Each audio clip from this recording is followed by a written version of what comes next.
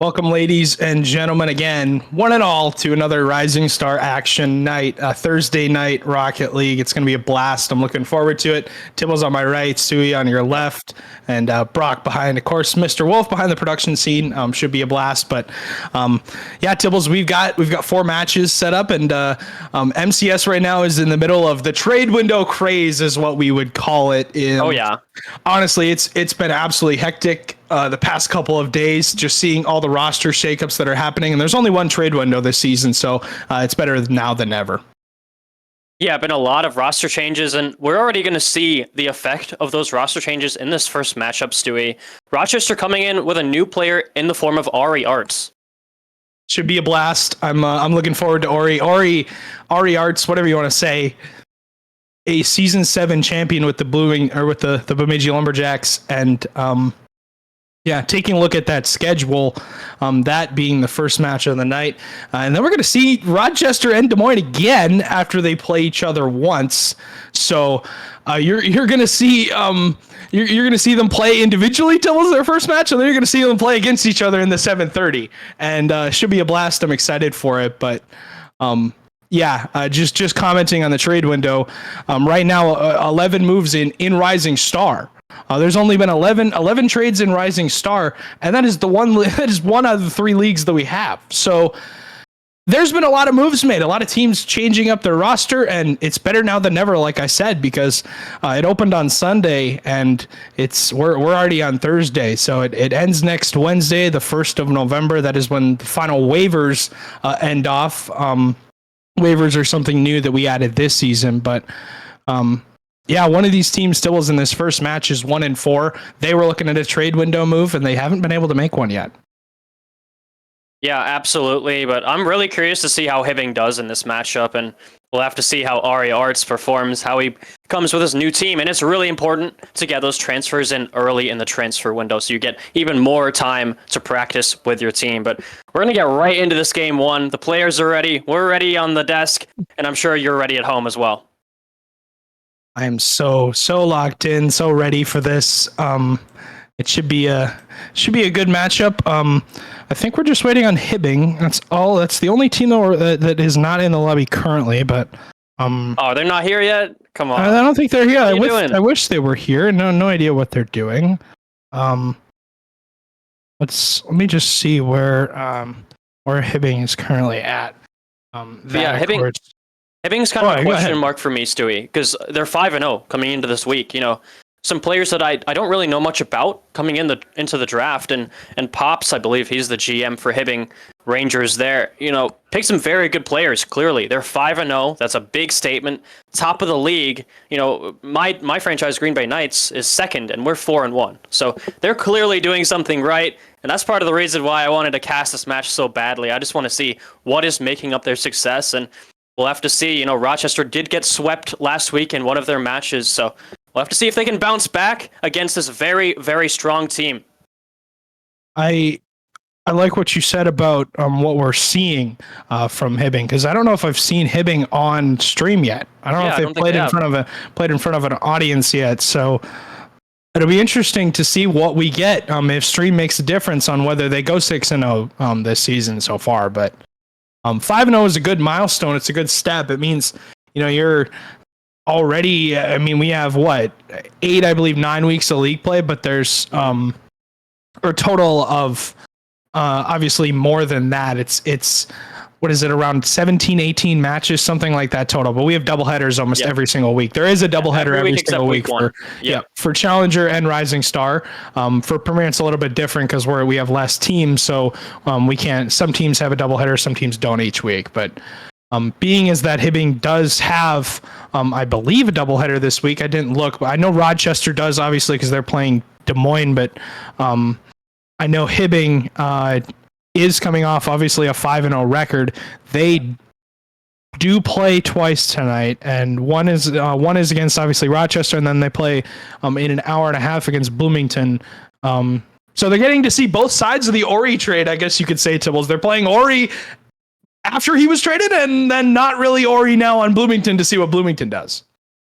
Yeah, absolutely. That's kind of an interesting dynamic coming into this week, so make sure you watch out for those matches and those results. But yeah, just waiting on Hibbing to get into this matchup, and you know, we'll have the series up for you as soon as we can. But yeah, Hibbing, like I was saying, you know, coming into the draft, I didn't even really know these players.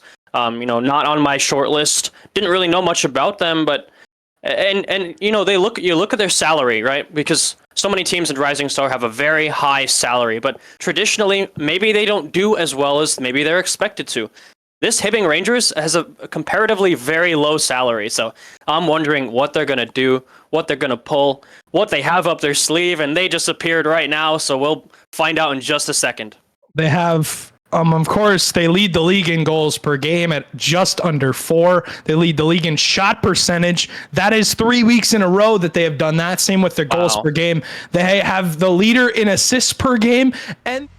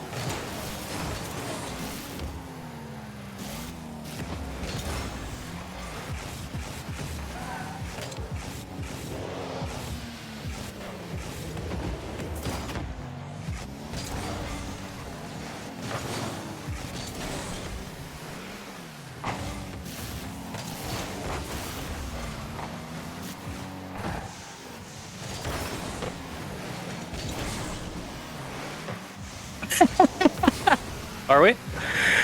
Are we muted? Okay, we're good. All right.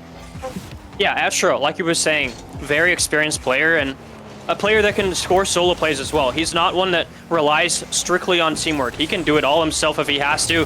That's a great shot from Ori, and Astro will finish it off. Rochester to double their lead, and so far, nothing really from Hibbing. Adron gets caught out. Great touch from Ori off that sidewall, and I said, you know, when we were muted that Jack is the goals per game leader. He spells his name backwards, but regardless, he leads the entirety of Rising Star in goals per game. OJ Kamo leads the Rising Star in assists per game. And they are almost destined to win this series based off of, if you look at it on paper, Tibbles, they're the better team on paper. But Rochester just made a move to turn their season around, and I don't know what it is about this Rhythm franchise. It doesn't matter what happens in a season. They just continue to upset team after team, though. Derek was something. That's a massive miss on his goal line. Can't have that happening. Hibbing has cut the lead in half. Yeah, and, you know, that's such a... Oh, you hate watching it again because it's so painful, and you really should be saving those. You know, this is the third league. This is our bottom league, per se, but even at this skill level, you still should be scoring those. And Stewie, just like that, 10 seconds have passed, and that lead that Rochester worked so hard for is now completely gone. Great touch from Jack. Off that kickoff, he catches Rochester sleeping. Or he tried to play a back corner kickoff, and I like the idea. Tibbles' execution, though, was slim to none poor, and now Rochester get their lead taken away from them. Ori, good touch. OJ Kamo will be demoed on the far side by Etro.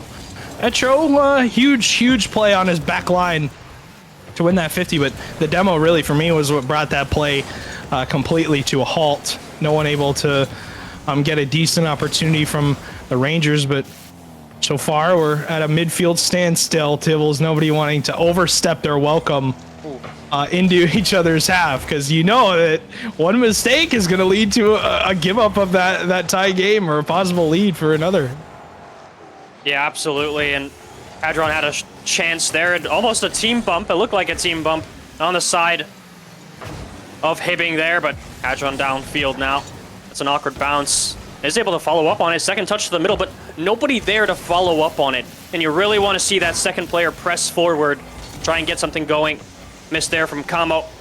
Hadron will have to take that one over to the wall. Great touch. Oh, Derek is there to clear it all the way downfield. Almost didn't see him. But again, that's defended very, very well. And I think Rochester, you know, getting that early lead gave them some confidence. Oh, wait, Etro. I was going to say, they're almost looking for answers. But that might be the answer right there from Etro. That physical play. He was pressing that defender into his own goal, but it does not matter. Hibbing on that transitional play, and Jack will confirm their first lead of the series. And a big miss on that back line. Jack just beats that defender up to the upper 90. Hadron going to take a giant swig of popcorn. I don't know if it's the popcorn power is what you needed, but hey, they seem to have exactly. They've seemed to woken up here. They figured, well, we kind of trolled 2 goals. We might as well just get 3 in a row and then win the game. But Hadron midfield with 60 seconds. Good dunk from Ori. Midfield touch from OJ Kamo. Etro. That's back. Good touch to his corner. Derek will be beaten to the ball. Etro 50-50 with Jack. Now Ori with some good space and a ball possession, but goes missing. And Rochester playing on their back line here with not a ton of boost. Yeah, miss from Etro there, but Jack, the third man, smart on that challenge, doesn't dive in for it, and Etro gets past one now. You love to see those plays. You know, Etro, a player that can really create space for his teammates, and I think it's more on Derek and Ari Arts to take advantage of that space that they're given. So far, just haven't really been able to break through. They've had some chances, but they haven't been, you know, very threatening ones. Like that one's just banged downfield. You know, Jack return ball from him back to the corner, back to Kamo now, and they can press once again with just about 20 seconds left. 14 seconds. Not a lot of time. Countdown going to come on. Hibbing going to keep the ball in Rochester's half. Derek clear to Etro. Etro has a backboard touch. Jack, though, waiting in the wings to knock it down, and will take it away from the rhythm. And the Rochester Rhythm will come out with a 2-goal lead and then completely have game 1 stolen from them. Yeah, I like what you said about how the Rangers seem to wake up. You know, they're just eating popcorn, having a good time, scoring 3 goals, and that was kind of it. You know, Rhythm, they started off hot, got that first goal, and a great pass. You know, don't get me wrong, that second goal from Rhythm, the pass from Ari to Etro was a great one. That was a great goal, good team play. You'll love to see that from them, especially with that transfer being so new. But once Rangers woke up, as you put it, you know, there was no contest. Rhythm had no edge to their sword at all. And, you know, now that we're in week 4, Tibbles, we're, like I said, at the height of our trade window season. So we're making a ton of moves. A lot of teams changing up their rosters. If you come out and are with a new roster, you come into the best team in the league, by bar none, and you take them to a very close series or you even win, I feel like that validates what you did in that trade window.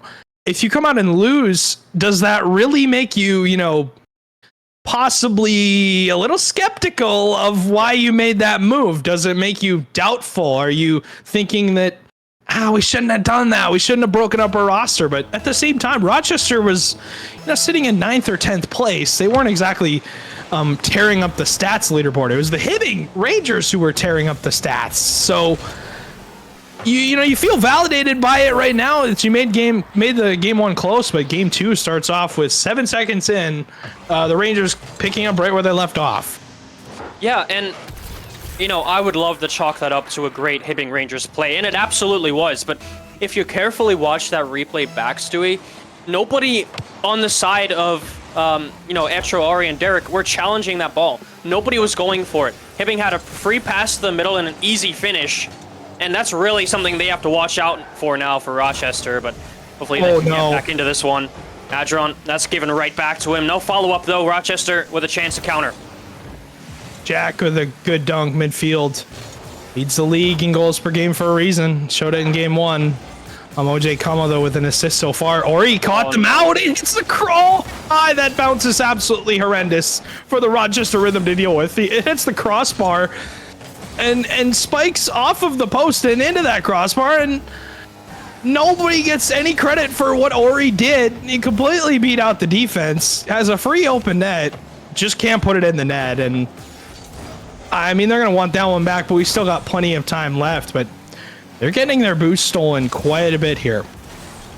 Yeah, maybe some nerves coming out for Ori. You know, you want to shake those off as soon as you can. But yeah, absolutely. The boost steals from Hibbing have been crazy. Just the presence that they have in that Rochester half, I think, is really leading them to success. And, you know, they can take advantage of it so easily. That ball going to spill out middle. Come on, that's a good block from Etro. Now Jack forced to back to his own defensive corner. Off the ceiling now. Hadron to get it out. Missed from him. Jack will take over. Now back to Camo once again. Bounce shot downfield. Now Rochester scrambling to get back on defense.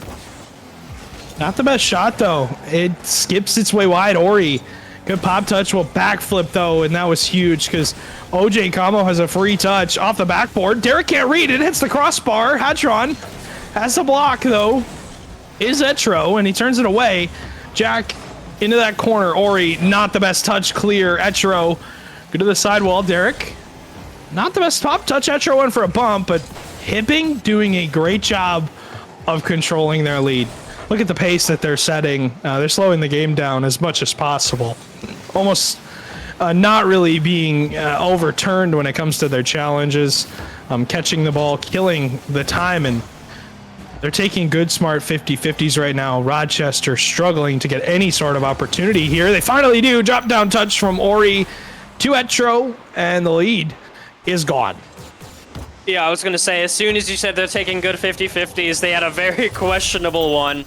Ori will receive that one off the ceiling. Great drop-down pass to Etro. An Etro player that can put those away. You know, the misses that we saw earlier in the series from Ori, we're not going to see that from Etro. He's a player that will put that ball away, you know, whatever it takes. So Rochester will get that lead back, or, excuse me, no, they will get a goal back, but that's a tie game now. Just about half of it left. And Ori had a free ball if he went for that long clear downfield that the Rangers had. Jack, though, took the 50 and won it. Etro, though, cut in front of Ori to take the 50 for him. I don't know if Ori didn't have boost or something, but if Etro leaves that, Ori has a free ball downfield that could give them a chance to get it a good offensive possession. But again, like I said, nothing comes out of it. Rochester just have to be more coerced, more cohesive with their offensive opportunities, because Hibbing is going to play this sidewall touch game all day long. Yeah, and, you know, I'm not seeing any crazy mechanics from Hibbing. I'm not seeing, you know, crazy plays that, you know, shock us all, shock the crowd. What I'm seeing is just they're supporting each other, and not in a rising star way. You know, this is a support that you would maybe see in a challenger lobby. I'm really liking their positioning.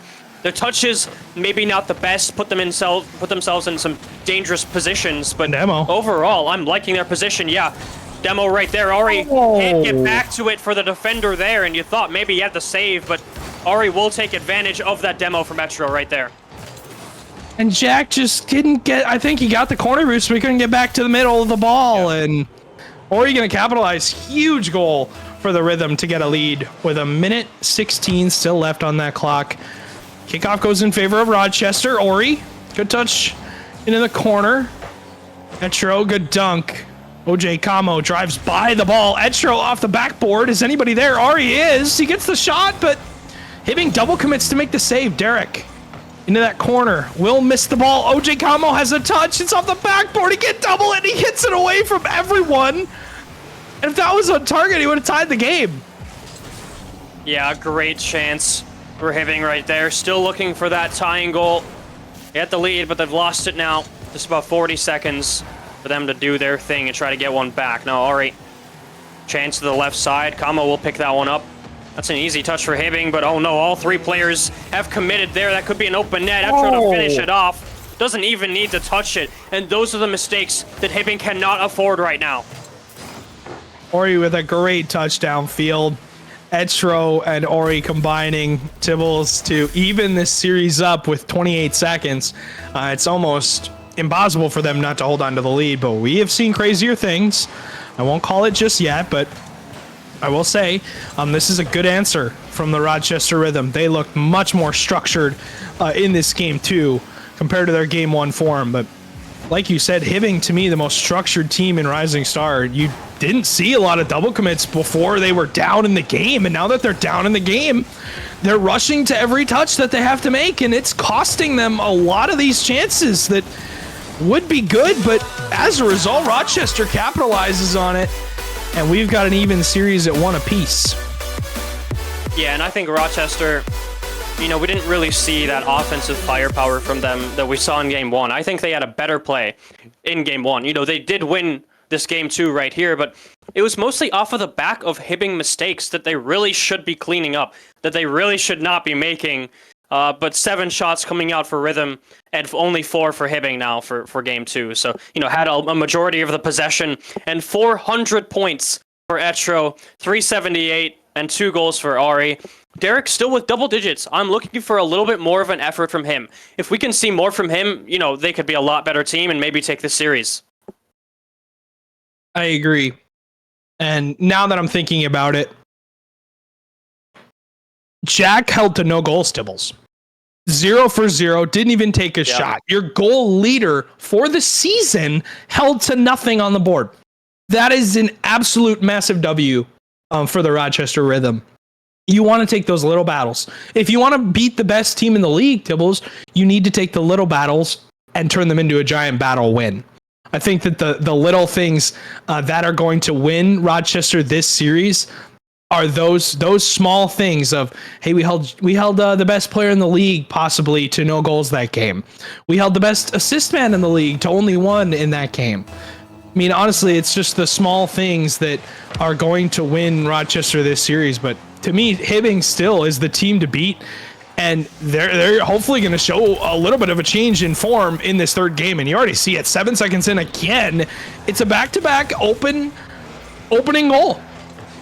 And that is just, that is just an abysmal touch from Ari Arts coming out for Rochester there. And 7 seconds in, going down. And I was going to compliment on the Rochester side. I think why they had so much success last game, they were shutting down the space that Hibbing generally enjoys. Jack generally enjoys a lot of space, clearly, because he leads the goal per game in the whole Rising Star League. So, for him, if you can shut him down, get in their face, not let them have any space or time, that's how you're going to take this series. You're not going to take this series having bad touches and letting Jack in the air. Flip reset past Etro. No chance for the defender. And 30 seconds in, Hibbing once again have a hold on the series. I mean, he shows why he leads the league in goals per game. He leads the lobby right now. Incredible. Aerial play. Flip reset to the right side. Not a chance for Etro to even save the ball. And I mean, the mechanical skill from the guy is just incredible. What a shots and what a placement play. Hibbing now with a 2-goal lead. This is a different scenario for Rochester to be in. Now they're on the other side of a 2-goal deficit.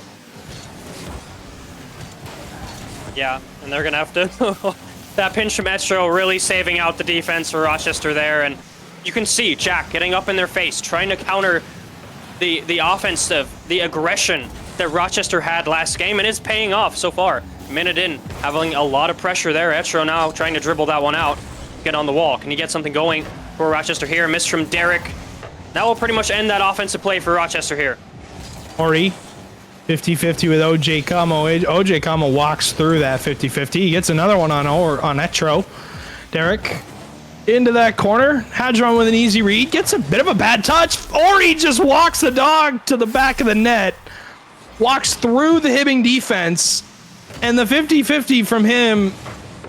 I mean, it's just unfortunate for Jack because he has to read what Hadron or what OJ Kamo was trying to 50-50 in front of the net. I lost my words there for a second, but regardless, Tibbles, the lead's cut in half, and that's a big one back.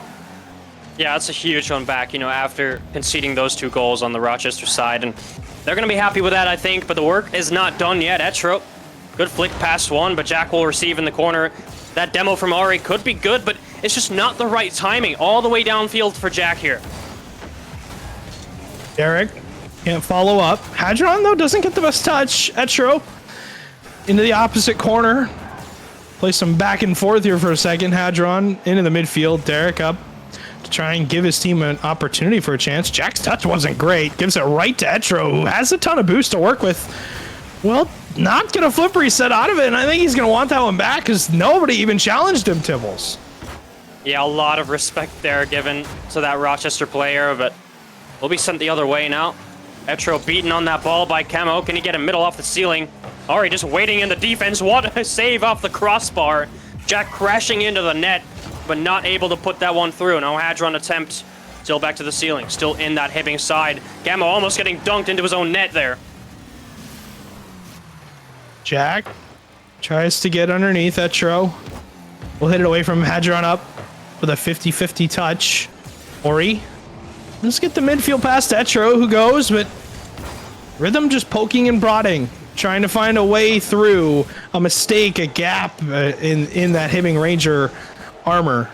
But they can't get through just yet, and still 2 minutes left to go. Here's a 50-50 in front of the net. Two players from the Rochester Rhythm go, and neither one of them gets a decent clear out of their half. So now you have to be wondering, how in the world does Hibbing not, I mean, how do they not hold on to this game? They've done everything right so far, and Rochester have the 150-50 goal, but they haven't even sniffed the Ranger defensive half for, I mean, now that I say that, they're finally back in, but there's more patience and another clear. These physical plays on the side of Rochester, have really let them through. They've gotten some of the best chances all game just because of those demos coming through and threatening the demo on that back line as well. But they're going to have to ward off this offensive prowess of Hibbing. Already to take a shot. That's a good one to the top left side, and Hadron can't get there. Great read off that side wall. The 50-50 comes in. Ori, top left, puts it over Hadron, ties the game. And a minute 04, he has been the person to really, for me, be the difference. He has been the person to, I guess you could say, Tibbles, the X factor for this Rochester team so far. The one hitting the big shots down the stretches of these games, and 50 seconds for Etro to work through the Rangers once again. And winner, of course, jumping on to match point. And I think it's the Rochester Rhythm's time, as Ori had a free shot but couldn't put it on target. Yeah, Ori with that second goal redeeming himself for the mistake made earlier, but Jack is shot now. Saved by Derek coming out. Hadron fast to it, double commit coming out. Ori the last man back on defense. And Hibbing just can't really capitalize on it, getting bumped now by their own teammate, I think. Ball given away, good 50 there. And just trying to keep it in Rochester's half, which they're doing a great job of, but still in the middle. Great 50 for Metro downfield.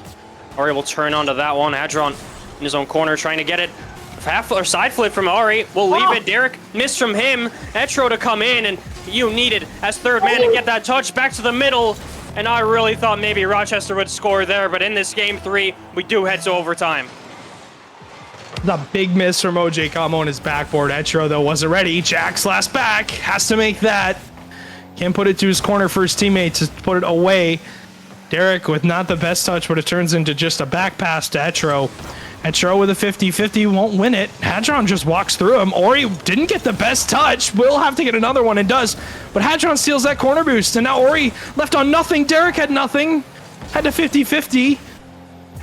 Some good chances for the Hibbing Rangers right off of this kickoff in overtime. Jack has an open chance here. He gets it by Ori, and Jack will win Hibbing this game and put him on a match point. Yeah, Hibbing turned up the speed in this overtime. Every challenge, they just seem to beat Rochester off the rip, and Ori just not fast enough in the end to get back to that one. And I love to see that from Jack. I'm loving to see him scoring goals, being the league leader for goals per game. Putting another 2 in here in game 3, where game 2 he had none. He had none at all. Made a big return in game 3, got the win for his team off that beat on the defender. And, in the past, maybe he hasn't had as much success, known as being very mechanical, but can he go to that higher level, get that positioning right? And he's proving all of the doubters wrong right here. Now that I think about it,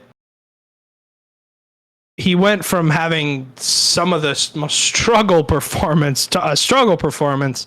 Yep. To having a solid 2 for 5 game, leading the lobby, leading his team. And we go from a complete opposite for Etro, who had a great performance in game 2, to one of the more mundane games that he has for this series. But now that I think about it, this is very, very close for Hibbing, and I don't think that they're comfortable with it. I think that they would be a little bit more happy if they were winning by 3 or 2 or 3 goals like they have been doing all season. And the rhythm are testing them here, and if we could see a game 5, that would be good to know. But I think it's going to take Rochester's most controlled game, I guess you could say. I think that it's the best for them if they get out right away and score first. I would say it's going to take their most cohesive game. You said it before. You're not really seeing that cohesive performance that you were looking for. Etro forced to save out from there. That's a double commit on the Rochester side, and not a very good save in his own right either. We'll put that away by Jack once again there to finish it off. You just can't give this guy that open of an opportunity. No. He's never going to miss it. I mean, it's a 99% chance that he hits the ball to the back of the net. All he's going to do is set up the timing and flip into it, and it's going in the net. So Etro with a save that he's going to want back. Derek, though, with a good touch, catches Hadron out, and I think Hadron was banking on him missing this touch. Yeah, that was an interesting one. A good pass from Etro, and I think Hadron was expecting a touch from Jack there. Couldn't quite get there. Was just a little bit far away from him. But back on even terms for Rochester, and that's really what they were looking for.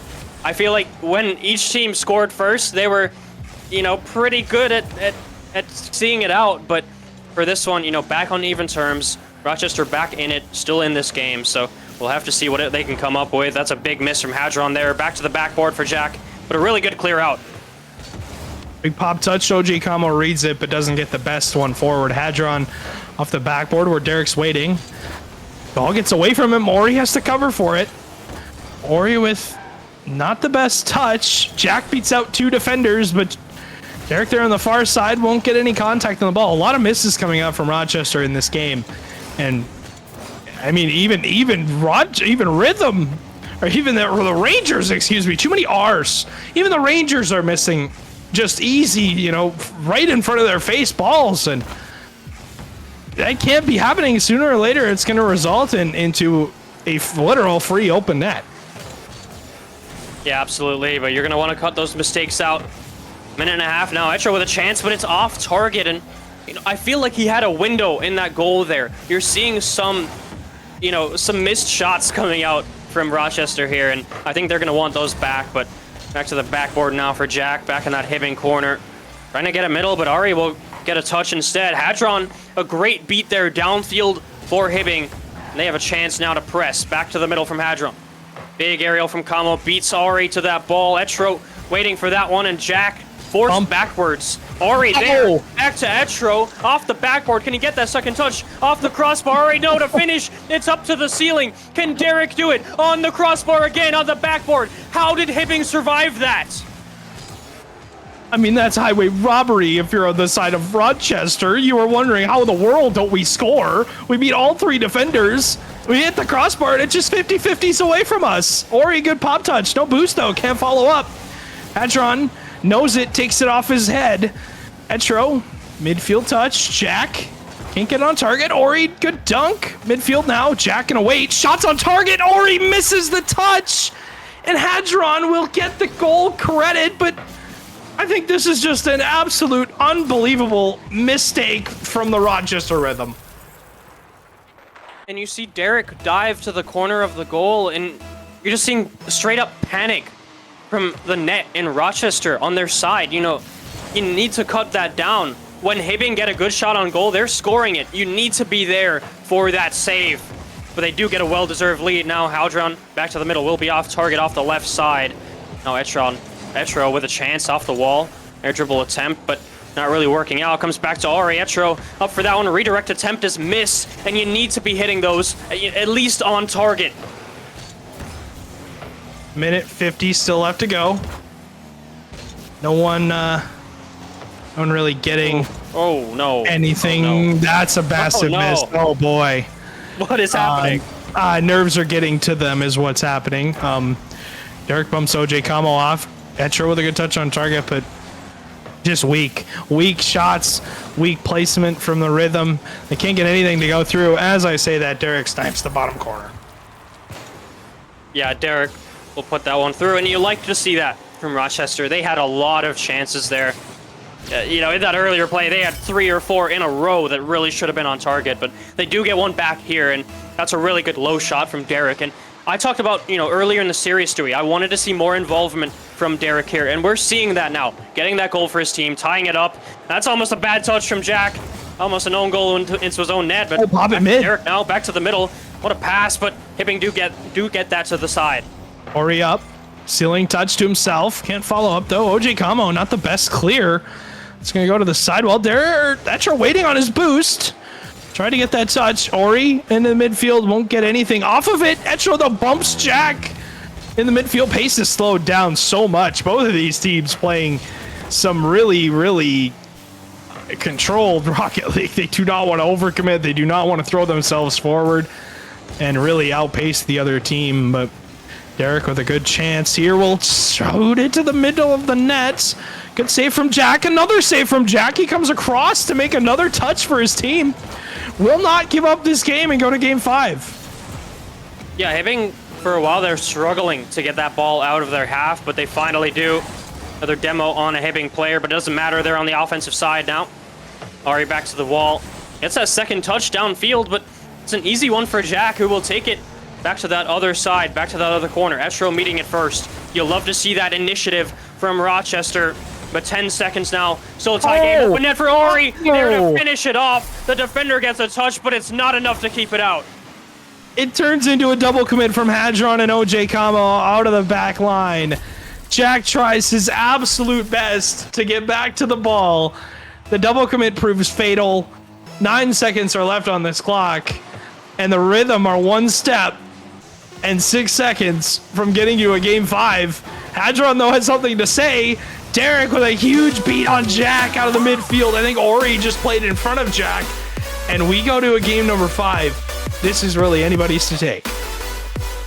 Yeah, I feel like Hibbing had such control over that game. And you even said it before. One mistake, both teams playing so defensively, trying to keep it controlled, trying to keep it between themselves. But that one double commit really put them off. Ari just beats it. And, a similar story to how they won in game 3 off of Jack's goal in overtime. So for the Rhythm, that was a huge goal, and that was a huge game to win because they continue the series. But, just for their confidence levels coming into game 5, they know they can come back. And I even said it before, and I'll say it again. Derek, I was looking for a better performance from him. 2 goals off of 4 shots and an assist for Ori. So I think he's really, really doing well. Etro, surprisingly, is kind of the missing player for me here. I mean, he's missing, but he has an assist and a save. He's playing very supportive, though. Yeah, he does have an assist. And he's got 2 shots. Derek, for me, the one who stepped up, but Ori made that huge play, Tibbles, at the end with 9 seconds left. Mm-hmm. Capitalization was huge on that play. 2 players fly out at the challenge on Etro in the corner, and Ori walks past them off of the double commit and just shoots the ball on net. Yeah. And he takes the free open net. You'll take that all the way you want. So I think that if you are on the side of the Rhythm, this is your most important game by far. This has to be your most controlled, your best. You got to watch the overcommits here. The double commits have got to not happen. I think this is their game to win right now. They've got a Rhythm. They've got the Rangers on their back foot. Yeah, mistakes. They're really going to count in this game 5. No more room for them at all. You really have to keep it tight, keep it together, and keep calm. Another demo coming out on that Rochester side, but Etro and Ori both in a good spot to clear that one out. Get Etro on the wall. Jack will get a mediating touch. Kamo will have to take over. Big 50 from Derek coming out, but 0 boost to follow up. Ari to the middle. Big miss on the defensive side. And Hibbing, very awkward now. Etro off the backboard. Any follow-up from Ari, but it is saved out in the end by Hadron there. Okay, settle down a little bit.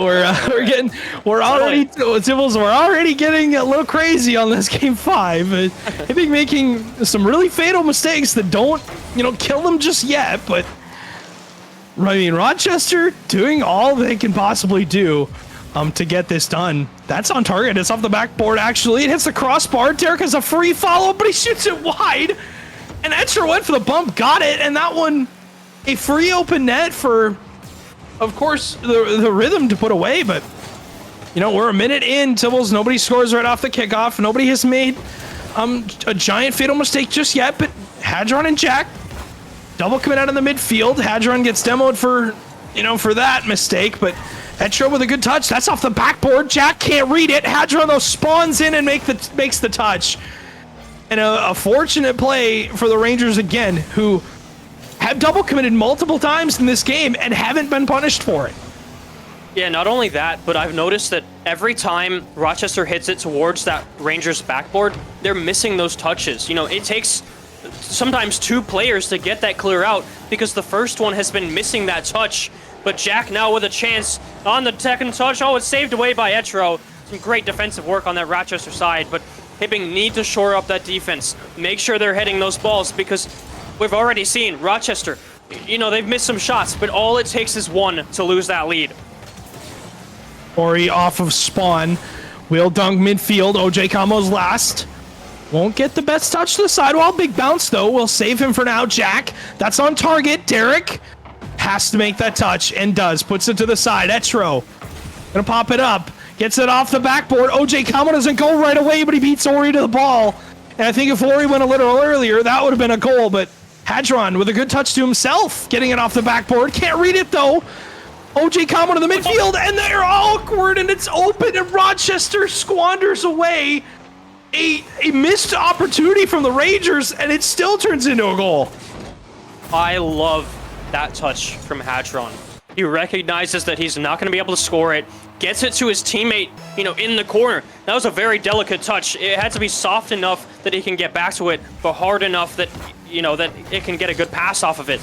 And get a great pass middle. That's a completely open net. Rochester, huge mistake on their defensive line. May just cost them, but they have 2 minutes now to make up for it. An absolutely beautiful air dribble coming out from Metro to tie this one back up. All the way over the top. Gets it over the MVP, Jack. Well, the MVP of the league so far, but Etro showing his colors in Game 5. Will tie the game and doesn't let the game get away from them. And now you're looking at, a great opportunity, but Jack answers right back with a flick to the top corner. Just gets the first touch, pops it up to himself. That control gets it on top of his car. Perfect flip to the top right corner. Stewie, that defensive player had no chance to get to that shot.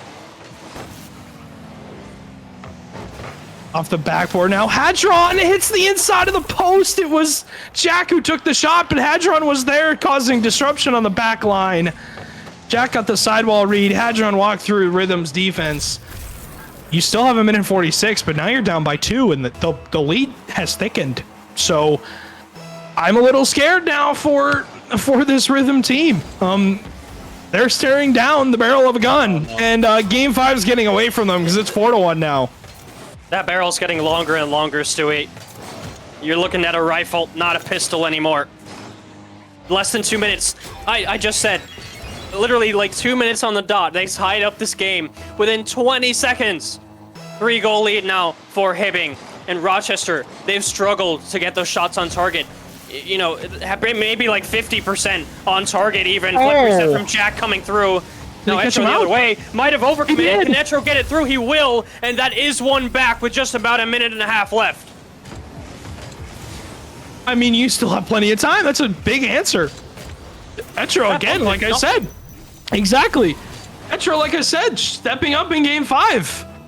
And now with plenty of time left, you have to get 2 goals for the Rochester Rhythm, something you have struggled to do. No team has gotten 4 just yet, I mean, in this series, besides the Rangers. So this is a tall mountain to climb, a large task, but one really quickly right now would get you back in the game. Double commit comes out again. Ori has the touch off the shot attempt from Etro, but Jack with a musty out of his half. Etro gets the touch to the corner. Now 60 seconds. 20 seconds have gone by since that last goal, and Rochester nowhere near getting this third.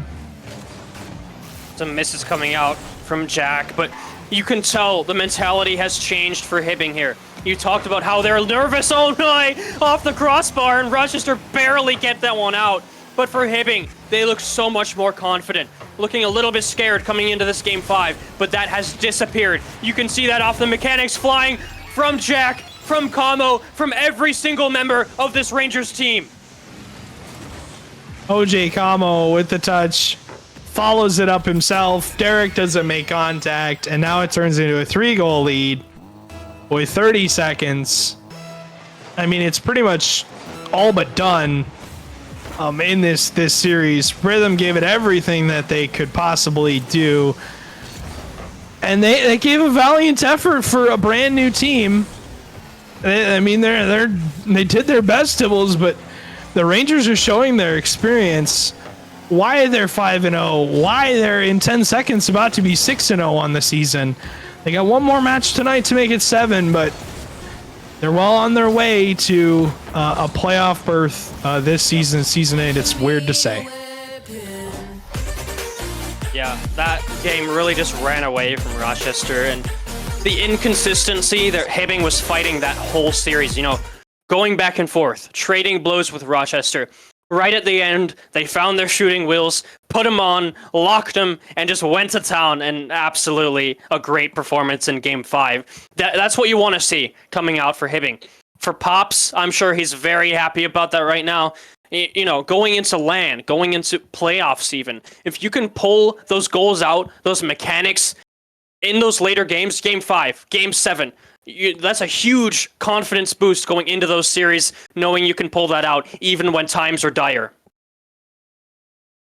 I mean, they Rochester did everything they could. Like I said, they did their best to slow down Jack, but you know, you can't really put a saddle on a Mustang. You kind of just have to deal with it at this point. You pretty much took over the last half of the series, did everything when it comes to scoring goals for his team. And I mean, we're going to see, of course, the Rhythm again later on, but the Rangers going into their next series, like I said, have a chance to go 7-0. So they're on the back of a win, a huge win in Game 5 nevertheless. But yeah, it was a great first series, Tibbles, and we've got 3 more yet to go. We're going to see we're going to see the same franchise back-to-back playing both of their matches tonight, and it should be a blast. It's the Des Moines Durate Show.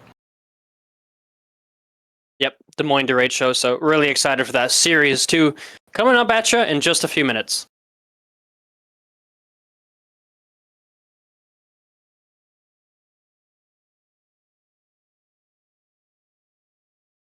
This feels a little too perfect how we are now. You think I throw a little caution, but I don't want this to change. Been waiting too long for a moment like this. Said that you won't leave, better off with me. The kind of feeling I can't explain. Like how it feels drenched in the moonlight. Like how it feels under the stars. A step out of bounds with our own plight. A push towards the peace in the hearts. If it rains down all on us, drown out the noise, and I'll trust the mirror, mirror on the wall. Is it fair to watch me fall? Broken up in pieces. Can you see me bleeding? Mirror, mirror, tell me please if these broken memories are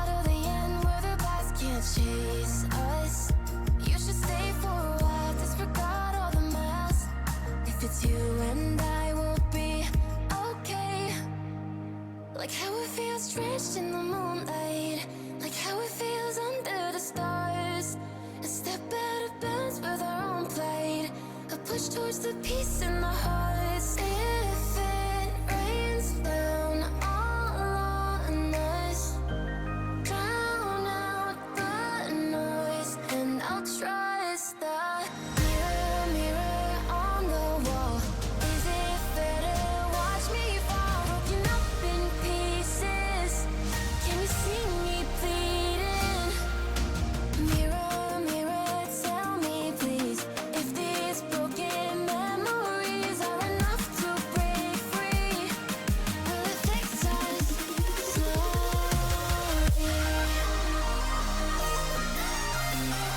Will it fix us?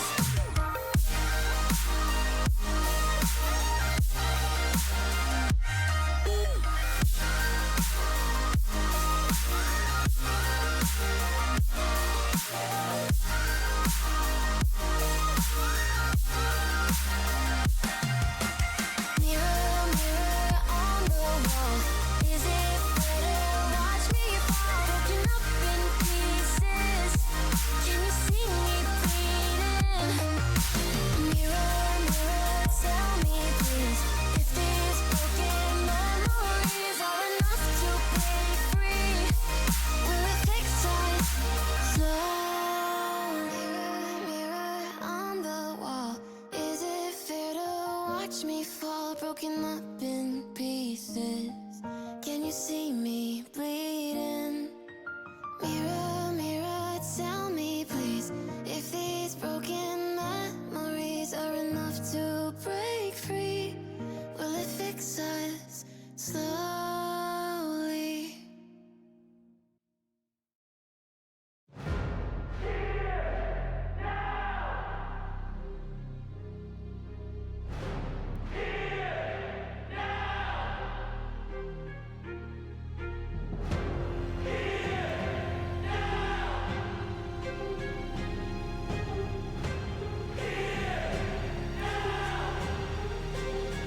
Hey, they screaming this is my moment, my fate written, I'm chosen. Other spirits fall, but mine has ceased to be broken. You stripping down my pride, but I'm my only opponent. And lately I abide, but limitless I've awoken. So let me show you that everything I sacrificed mattered. All that blood, sweat, tears that I scattered. All that fake talk, fear that you splattered. Push me to right here, a new chapter. Here now, waiting for the flag to fall. Here now, cutting through the rolling fog. You know you need it. It's so close, I feel it. Here now, this is the moment.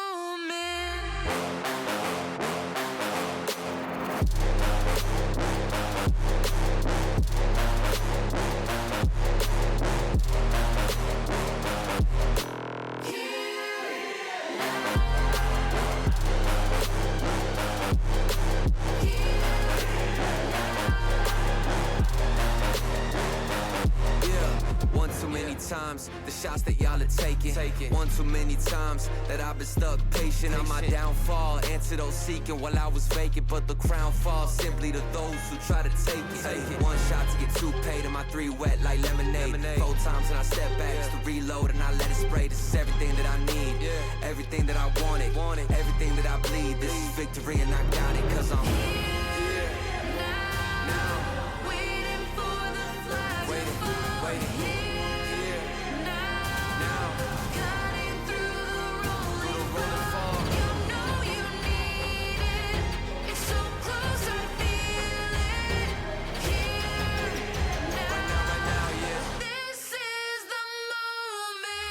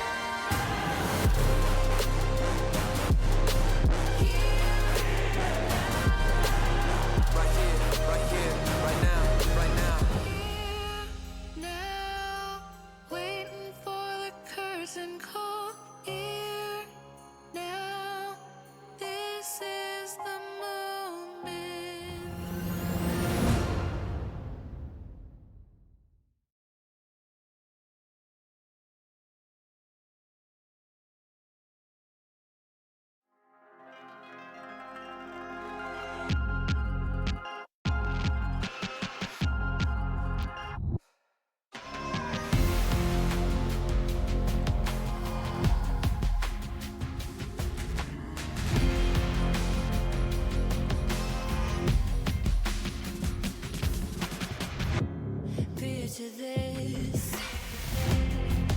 It's a long way to the ground, all alone. Guess we play for what's been found, different sides. But you know which one you're on. It's a ploy, it means nothing when you're gone. Don't blame me, my own sick grief, just not today.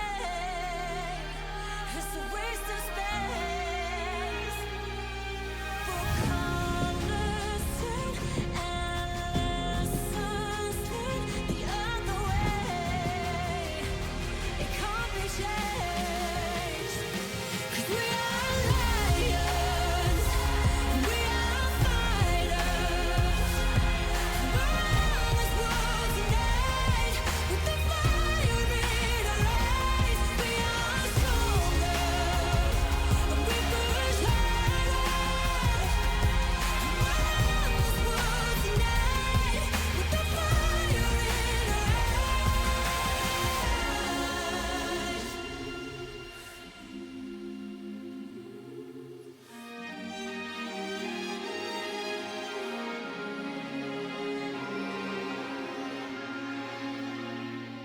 We are lions, we are fighters. We're on this world tonight with the fire in our eyes. We are stronger, and we push harder. We're on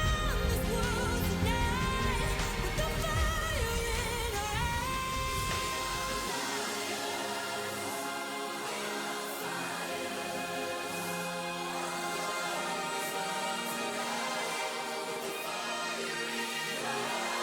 We are stronger, and we push harder.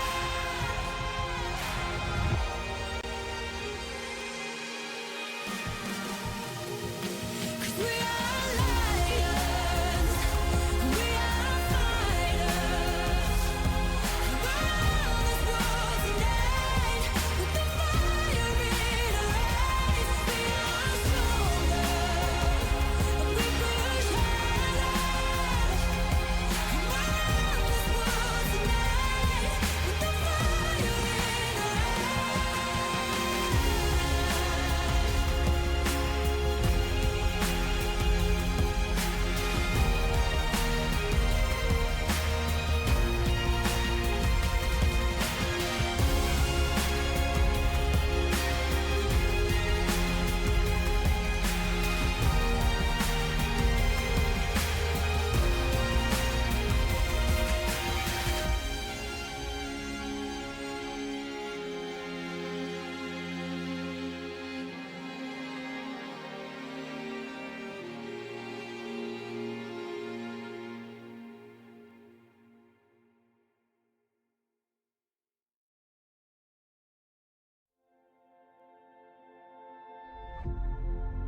Photo of you in my mind, on the table under lights. There's no one here but you and I. This neon town is yours and mine. And I said, hey, Carissa. Stayed up through the days and night, lay and we watched the world get light. Hey, Carissa. Sunlight, freedom in your eyes. Please don't leave now.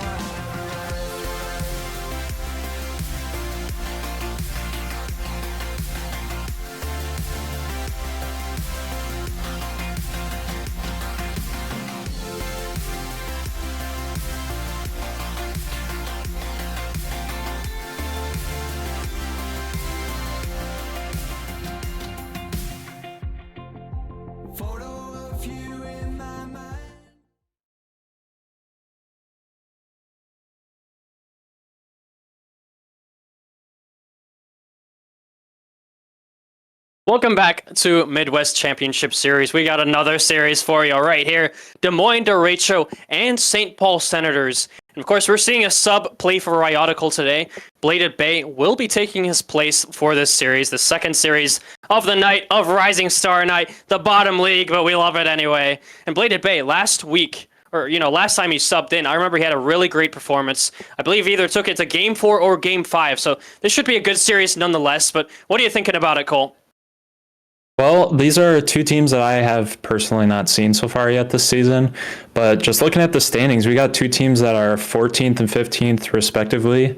I'm interested to see who takes the cake and who brings home the money tonight, because these two teams are battling for a higher spot in the standings, and also both of them haven't made a roster change yet through the first week of the window, so I'm interested to see how this goes, especially with the sub. Yeah, we're going to get this one started right now. Get the players in there. I know they want to play. But, Cole, for this one, you said, I like that you highlighted their league position and that they haven't made any transactions yet in the window. Depending on how this week goes, remember, Rising Star, this league has a doubleheader every single week except for week 1. So 2 games every single week from here on out until the end of the season. For this week, it may be a case of if they win these games, they stick with their roster. If not, if they don't find success right here, right now, we might see a different player come in. Of course, and right away, looks like Blues got a lot of pressure here. But just a lot of midfield play. I'm really interested to see players like Gurge today. I played a lot with him just through the University of Minnesota as a player at Minnesota State. And although he's a player that has been below me generally just average skill level, he's always impressed me with what he does on the pitch, and I'm excited to see him tonight. Yeah, I think he really improved, from last season to this season. I saw him in combines. He made my short list. One of the players I was really looking out for. If I could draft him, I probably would have, but he didn't fall to me, unfortunately. But I agree completely. We just saw a shot on target. It was saved away, but, you want to see those chances early on, and they are getting them now. Wasty trying to get control of it in that St. Paul half. It's on the goal line for Eli there across the goal again. Edie desperately trying to get there, and he does. But looking more and more awkward for St. Paul. Spills out to Eli to finish it off and just gives it away to Wasty. And I don't know how St. Paul didn't concede a goal there, Cole. Yeah, I mean, they were completely stuck on their goal line, just flailing around like fish out of water. But honestly, a fantastic job being able to get out of that situation, and now they're looking to put a little bit of pressure on, but it's straight back in their zone again. Yeah, that it is. Yeedy. 0 boost, doesn't get a touch out. Eli to the corner. Fluffy will try to take advantage of that, but a miss there will meet it. Wasty back the other way. Again off the wall for Gert. 1 touch, but no follow-up on it. Bump on Yeedy, that could be it. Another miss by Bladed Bay. He was expecting that touch to come through. And for Des Moines, that could have been an opportunity right there. Almost another one. Yeedy, a miss there. St. Paul are scrambling on defense right now. I'm not really sure who I should be more impressed with at this moment in time, because Des Moines is just shoving shots down the throat of St. Paul right now. But St. Paul, on the other hand, are completely blocking everything that has come their way. So great jobs from both teams in their respective areas of this game so far. Yeah, absolutely. But back in the corner now. Berg will take over that one. Into the wall, Wasty trying to do some defense once again, and I'm looking for St. Paul to try and break out of their half. It's been really hard for them to get any kind of traction in this game so far. Eli to turn around on it once again. Yeedy, awkward save there, will spill out to the other side. Fluffy back to the middle. No, Gerg will be there first, and St. Paul late to every single challenge here. Yeah, it's getting a little scary at this point in time. I mean, I can look at the scoreboard right now, and St. Paul's got 1 shot on the board. They need to figure out something quick here, because it's only a matter of time before Des Moines puts one in with 8 shots on the board already. And that is a close one right there. Yeah, close one. They've had a lot of close ones for Des Moines. How long, we're wondering now, before they'd actually put one in. Been plenty of shots on goal, but St. Paul have been there for every single one. That's not a good giveaway from Yeedy. Missed opportunity. Gerg again, off target, off the post. Des Moines need to get these on, because you can see how awkward St. Paul are. That's a big backflip from Fluffy. Now advantage for St. Paul, trying to push it. Yeedy there, but getting beat by Eli once again. And that teeth, that offensive prowess that I'm looking for from St. Paul, it's gone. It's nowhere to be seen right now. Yeah, I mean, they're just simply getting stuck on their half. They barely have any boost. I'd be looking for Des Moines to start demoing at some point here. If you can't break through St. Paul's defense at this point. Try and take out a guy, try and open up the space even more, and I feel like something's got to go in at that point. Big opportunity there from Fluffy. Eli there to put it in again, and St. Paul, you talked about their defense before. They're there for every shot, and again, another demo on Bladed Bay. Can they finally take advantage of it? Eli there, beating every single defender, flying high in the air, and with just less than a minute left, they finally strike. I mean, he Braziled himself on the scoreboard. 1 goal on 7 shots. Really nice to finally see one go in for this Des Moines team, but they are absolutely rolling right now. Yeah, absolutely. And one goal for 7 shots is not a great score, but we'll have to see if they can maybe get a few more in. And this lead, you know, it can be hard for St. Paul to break out of their half, but I still don't think it's a safe lead. 1 goal is never safe. 40 seconds left. Plenty of time to get one through. Bladed Bay now on the attempt. Will spill out to Gerg off the wall.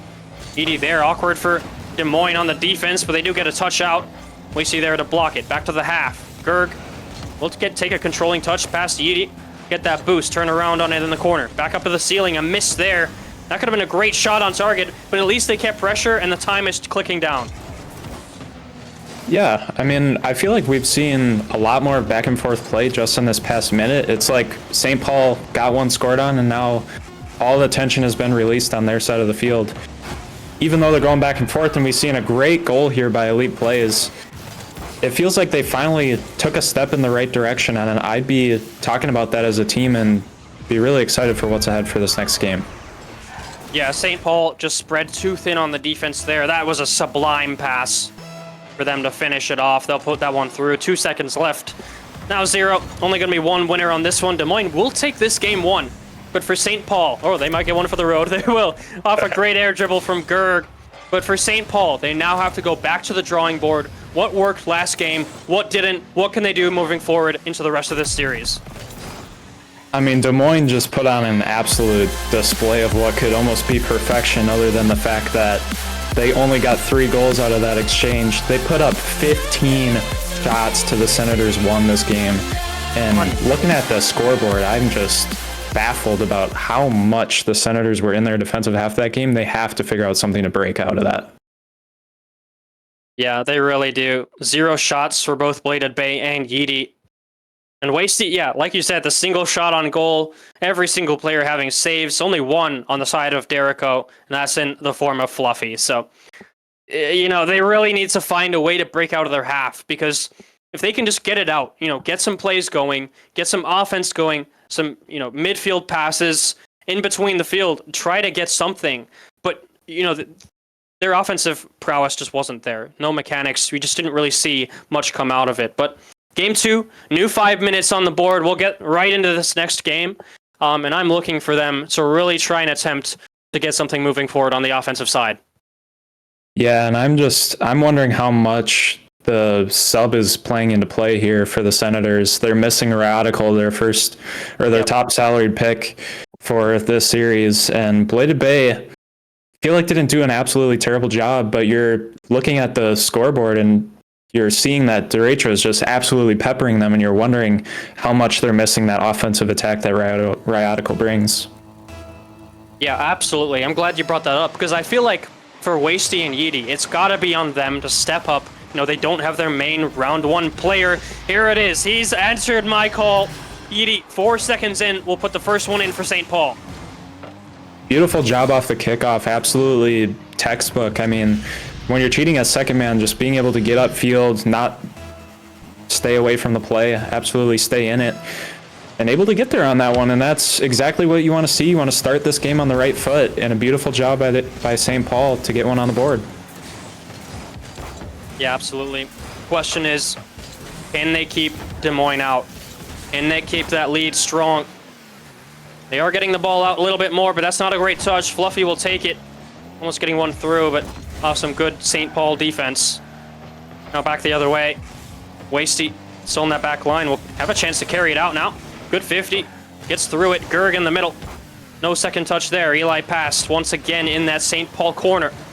Wasty on the backboard. 40 seconds in. Trying to break out. Des Moines trying to crash that net. Eli to turn. Edie on the wall. Back to the middle, but nobody there. And St. Paul look pretty comfortable right now, all things considered.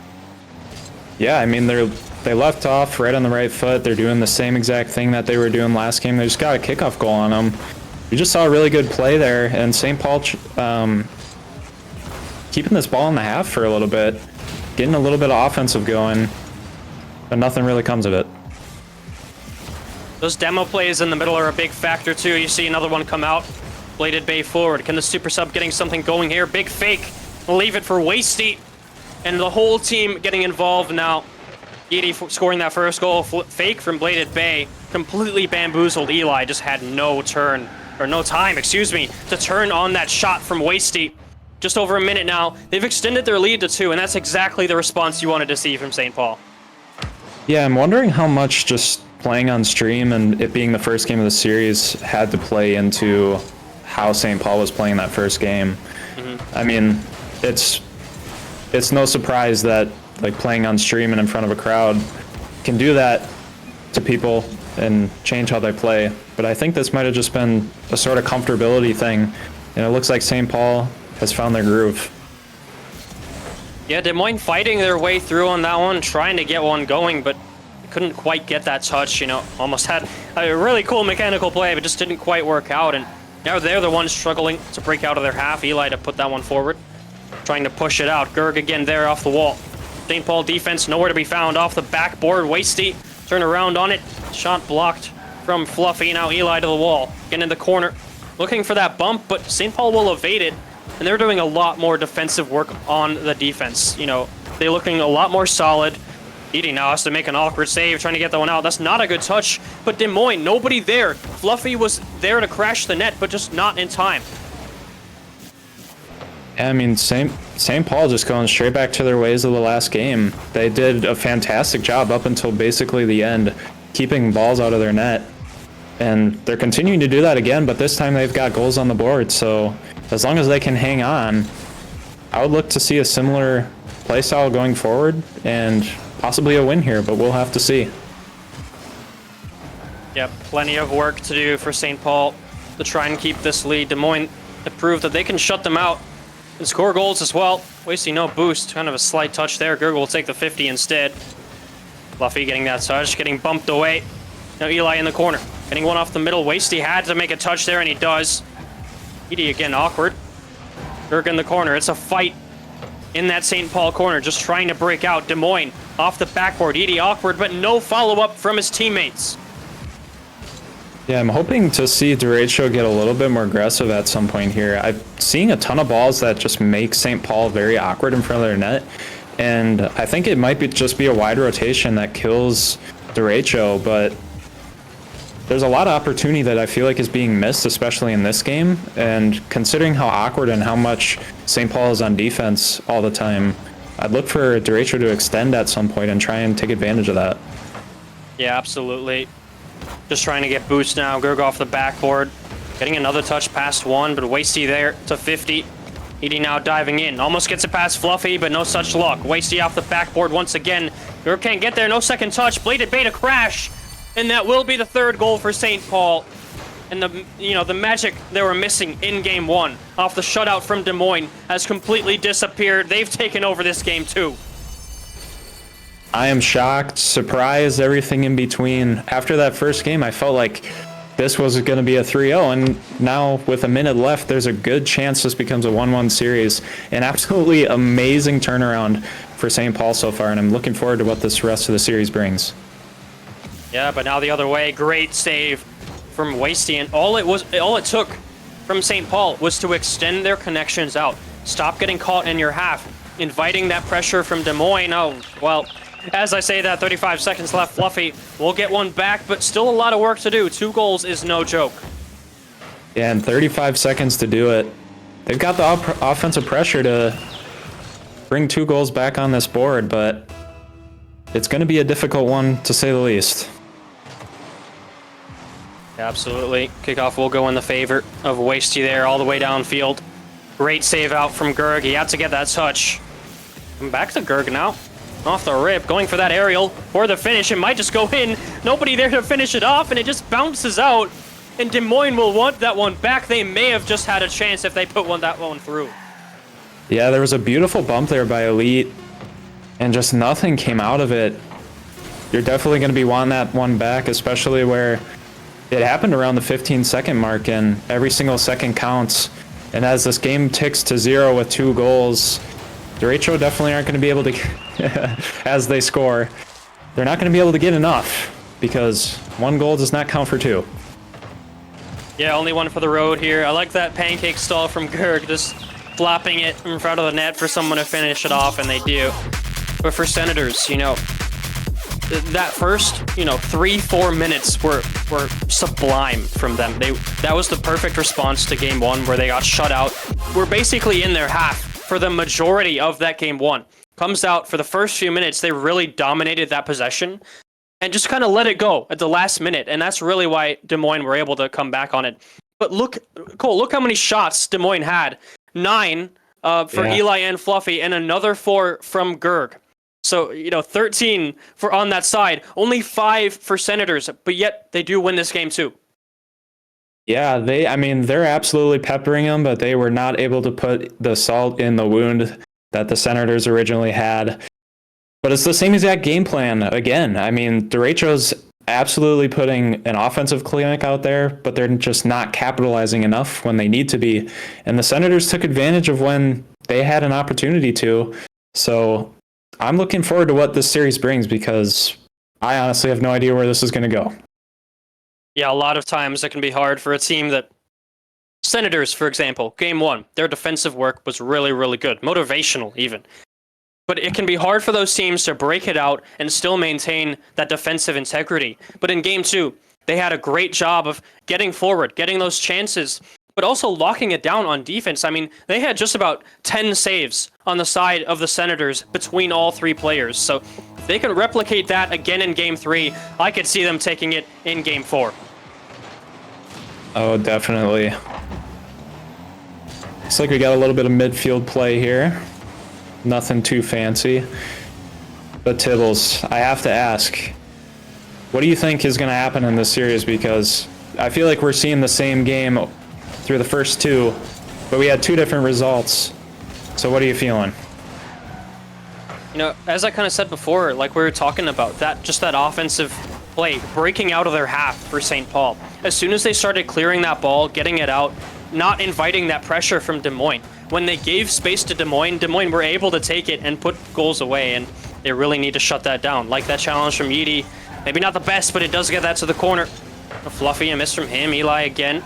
Trying to get a middle. No, we'll get the demo instead. That's an easy goal for Gerg off the pre-flip. And 50 seconds in, great response from game 2 for Des Moines.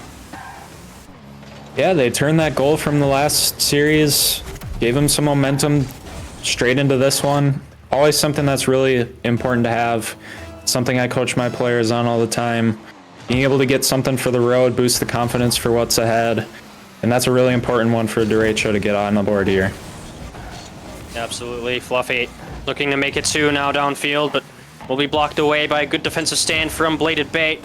Now Yeedy once again will be off target. Eli to collect, big 50 forward for Des Moines. Can they break out again? Way steep backwards now. Fluffy will take over. Shot on target. You see that demo come through. The shot is barely off. That could have been another one for Des Moines. Those demos are crucial for this team. St. Paul have to be careful here. Yeah, and that's exactly what I was saying in game 1. It just felt like the Derecho are putting all of these shots on the net, but they're not getting enough physicality through on the play to be able to break through enough for putting 15 shots on and 13 shots on for both games we've seen respectively. But now just like getting demos through, we've seen 1 goal already. If they keep it up, we'll definitely see more. Yeah, absolutely. Gerg with a good 50. They want to keep this in the midfield for Des Moines. They don't want to invite that St. Paul pressure like they did in game 2. Great touch to the corner. Bladed Bay pinch out, and Fluffy will miss that one. Maybe not expecting that particular bounce. Now Yeedy to take over. Big 50 off the wall. Up high in the sky. Anybody there to finish it off? Eli there first, but challenge still in that St. Paul corner. Doing their great job of what they did in game 1, but again will spill out to Eli. And we're seeing that trend of game 1 of St. Paul just sticking in their half, and Des Moines will punish them for it. Yeah, 0 shots on net so far for the St. Paul Senators.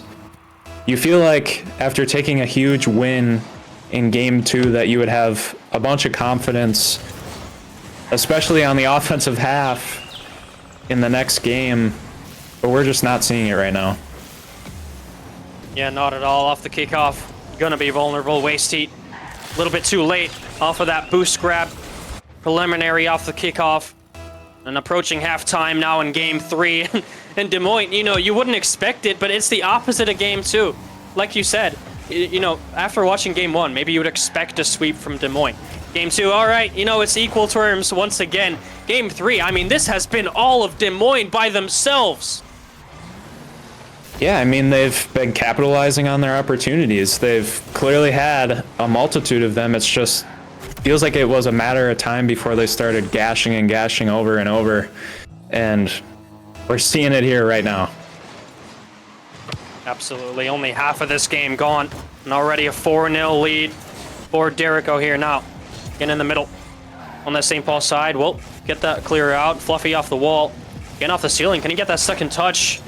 Does again off the ceiling. Edie in the corner. Challenged immediately by Gerg. And that's the aggression that has set Des Moines up for success here. Wasty almost getting that second touch. That's the defender, but no such luck. Again off the backboard. Bladed Bay, the last one back. Smartly doesn't go for that ball. Again, Gerg off the wall. Big flick out. Can they finish it off? Both players there, but somehow they don't score that 5th goal. Yeah, I'm interested to see how Des Moines goes about the rest of this game. It's super easy to get comfortable, especially with a lead this big. And with how much they're able to support offensive pressure, I'm wondering if it'll get to them at some point in this game. Yeah, those demos, those physical plays, they've just made it really awkward for Senators. That's a big save out from Fluffy. Eli waiting for that ball, will just take it himself. Again, a good challenge from Wasty. St. Paul now have a chance to press in that Des Moines corner. Fluffy to break out, only Bladed Bay finds himself alone on defense once again. No demo coming out, but does get it past him. Edie, awkward touch, but will find himself with the ball, but no open net. Gerg, again with that 50 off the corner. Anybody there to finish it off? Wasted take a shot off the back post, but will be saved out by Eli in Des Moines. This defensive stand in the past minute really means that I don't see St. Paul coming back in this one. If they were going to come back, they really needed a goal in the past 20 seconds. Yeah, you can definitely feel that St. Paul put it into a whole new gear here with a minute to go, but Des Moines just holding on and extending their lead here. 5-0 lead with 46 seconds left. Feels really unreachable, especially with how well Derecho are doing right now. Yeah, I love that awareness from Gerg. Knowing that Yidi would be awkward coming in on the challenge. Sit off the wall once to himself and follows up on it as fast as he could. Is successful, gets that one in once again. Player that, I was looking forward to drafting, was on my short list. Seeing a lot of success here in game 3. Fluffy, again sending it high. Yidi, the Lone Ranger, back on defense once again, but Eli, no luck there. I don't think it matters though. 20 seconds left, still a 5-0 lead. Now, see if they can make it 6. For St. Paul, it's really important. We talked about a goal for the road, getting one back, even if it doesn't matter for the result of that game. It can be really big for your confidence levels going into game 4. 100%. And the ball has been in the Derecho half a good bit in the last minute of this game. Almost gets one for the road. But St. Paul did a pretty good job keeping the ball in the Derecho half for the last couple of minutes of that game. I'd be interested to see, it was a 1-0 game. If you go from those last minutes till the end of this game, I'd be interested to see if the Senators go back to their ways of the previous game where they completely won that one, blew Derecho out of the water unexpectedly, and try and do that again here, because the pressure is going to be on for Derecho to finish the series off right now, and with some momentum going into it, despite not getting a goal. I'm interested to see what we'll get here. Yeah, I'm wondering if Des Moines maybe took the foot off the gas a little bit at the end of that game 3, knowing they had the victory, looking forward to game 4, and try and close out the series here. They did drop game 2, and pretty spectacularly, I might admit. Senators really coming out strong on that one, but if you're going into game 4 on match point, you're not going to be worrying about that. You're going to be worrying about what you can do to be successful in this game 4 and take that whole series as well. So, going to be a big one. And we talked before about how both of these teams, you know, they're at the bottom of the table, 14th and 15th. So they're both in kind of the same position. I believe both 1 and 4 going into this week 4. You know, week 4 now. Week 4. But for both of these teams, these wins are crucial. And remember, you don't get any points for just getting wins in the series. You have to win the series itself to get those 5 points moving forward for the rest of the season. So this right here is a big game. They could take it right here. Yeah, super important to get every single one, and super important for the derecho here to lock in and finish this series off, because I know if I'm on St. Paul's team right now, I'm locked in and hungry so that I'm winning this series, because we need it. And that is not what you want to see. Yeah, pinch. And a big double commit, an aerial mistake. Just not expecting that touch from Eli. Maybe he didn't even see him. But the problem wasn't that Yeety went for that challenge. It was that Bladed Bay got caught into it as well and really went for it. Double commit on the defense. You can't see that happening, especially when the stakes are this high. Yeah, definitely have to be much more clean. And that first goal is always so important in a series and games, that if you're trying to claw back your way into a series, getting that first one is so important. And I feel like derecho's confidence just gets boosted infinitely. And they've been on the offense this entire series, so I don't see much of a way for this to be turning around. Yeah, remember that in Game 3, Des Moines both scored first and shut out St. Paul Senators here. With a minute gone already in Game 4, they might be wondering what they have to do now in the latter stages of the series to break through this Des Moines defense and stop the bleeding on their defensive side. Now Gerg trying to get that one down. No luck on the ground. Pinch coming from the aerial back to the middle there. Eli will turn around on it. Gerg waiting for that touch from Fluffy. Bladed Bay, a miss from him. Wasty to push it forward. You might see some pressure from Senators here come out. Yeah, they're back on the offensive. It's nice to see them on that side of the field, but it's something we haven't seen much, and we've seen in very little spurts. I wish I could just watch them hold the zone a little bit more than they are. I feel like they need to be searching for demos, searching for something, as this might be it. Holy cow. Yeah, kind of an... you know, I saw, on our point of view, we saw Gerg go up for that aerial. Didn't quite get the touch he wanted. The problem was that all of Des Moines went with him. There's a whole party up there. That's an open net for St. Paul to put it in. And you know what? Maybe it wasn't the most flashy goal. It wasn't the goal they worked the hardest for, but it does not matter. It's the tying goal, and that's what matters here. Much needed for the St. Paul Senators. And I feel like they just need that wacky goal to give them the confidence for the rest of this game and going forward in the series.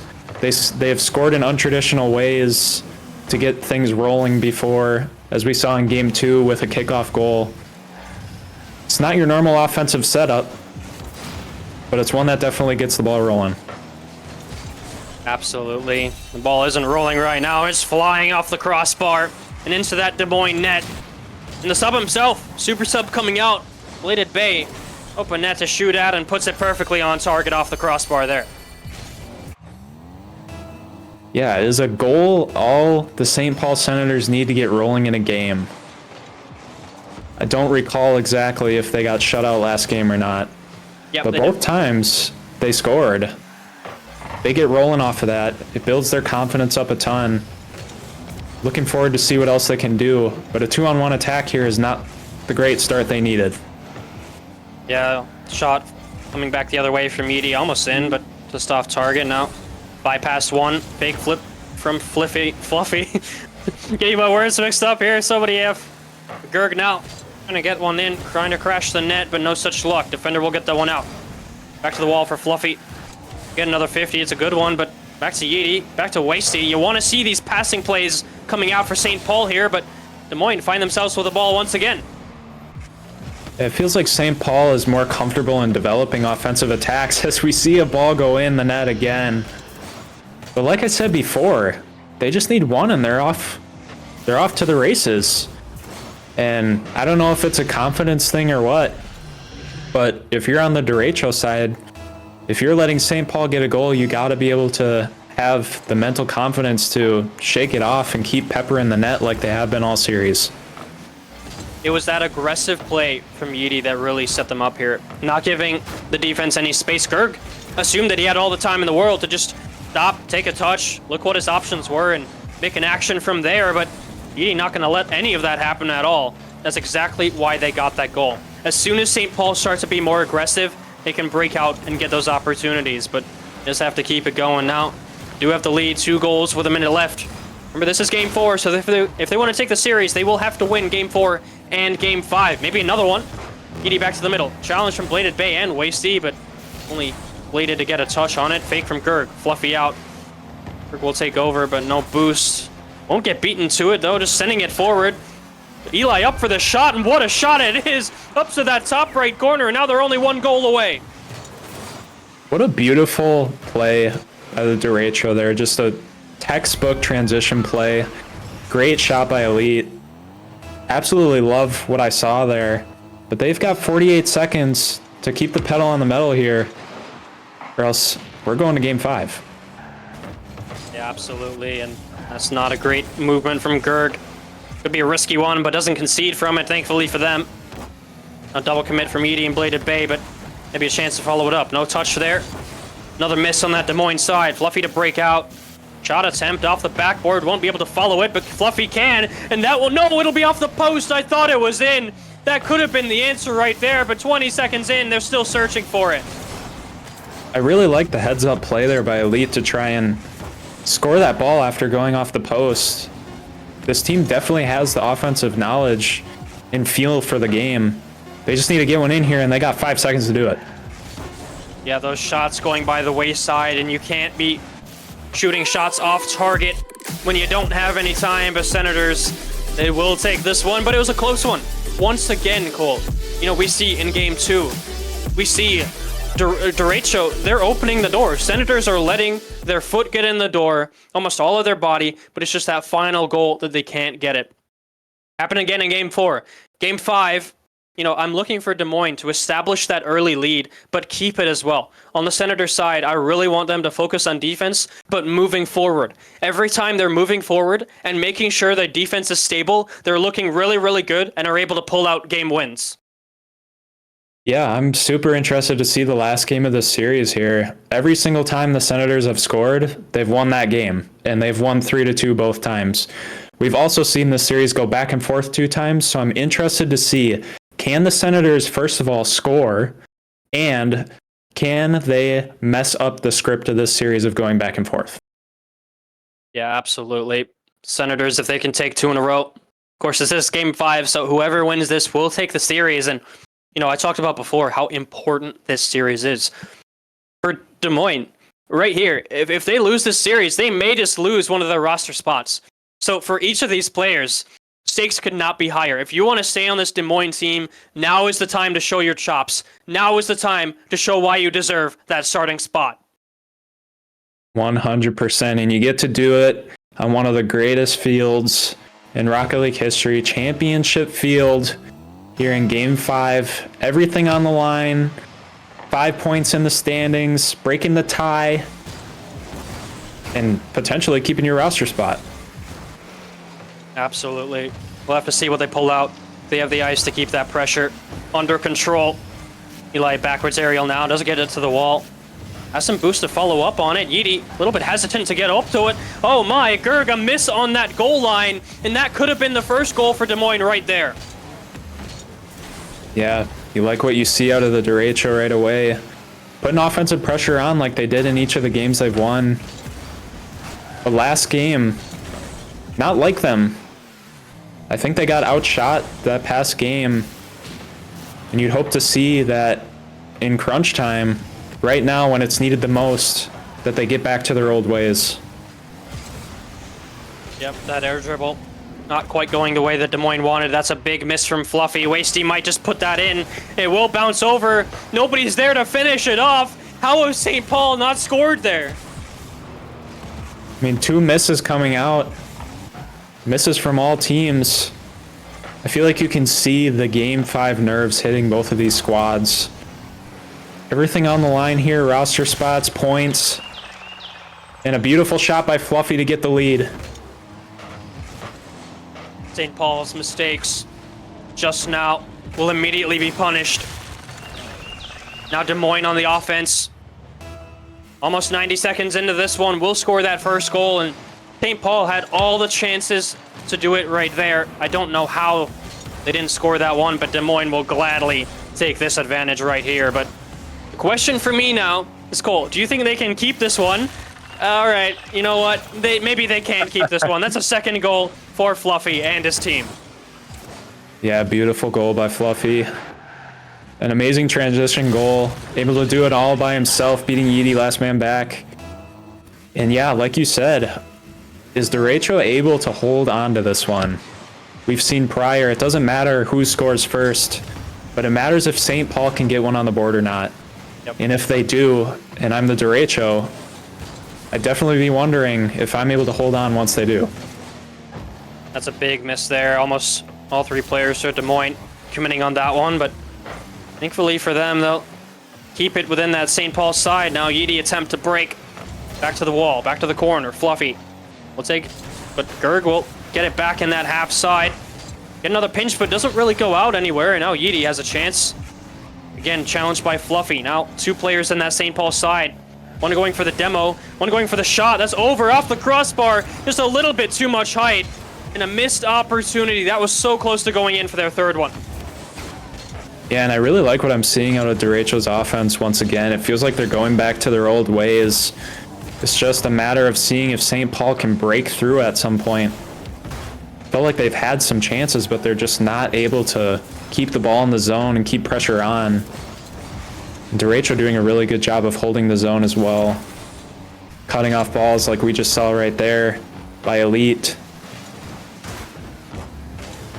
Yeah, I like that you pointed that out. That shadow defense coming out. Making sure that somebody's in the midfield to watch those challenges. Make sure that that transitional play that Des Moines has been so successful with, it isn't used against them by that St. Paul team. A shot from Wasty going by the wayside once again. No follow-up. Fluffy again taking a 50 with Wasty. You'll like to see that aggression on that defensive side, but you're going to need a little bit more substance from that for St. Paul. Yeah, I'm just hoping from St. Paul that I see more than 2 or 3 seconds at a time in the offensive zone. Derecho, on the other hand, doing a fantastic job of keeping zone time on their respective side. But St. Paul, what can they do with 1:30 left in this game? Only 2 goals down, and very doable with that goal by Bladed. Yeah, Bladed Bay coming up huge for his team. That 50 just being beat on Eli there. Huge 50 from Bladed Bay. Backflip from Gerg, not going to help, and the follow-up from that same player on the offense will put that one through. And we've seen this trend time and time again. Des Moines score first. All right, now St. Paul are back in it. They've scored a couple goals. The games that they've won, that's exactly how it's been played out. The question is, what can Des Moines do to lock this down? They have a minute to keep their lead. Can they do it? Yeah, and St. Paul doing a lot of offensive work recently. Got one on the last one by a great shot and great placement by Bladed Bay. But can they break through once more with just under 50 seconds to go?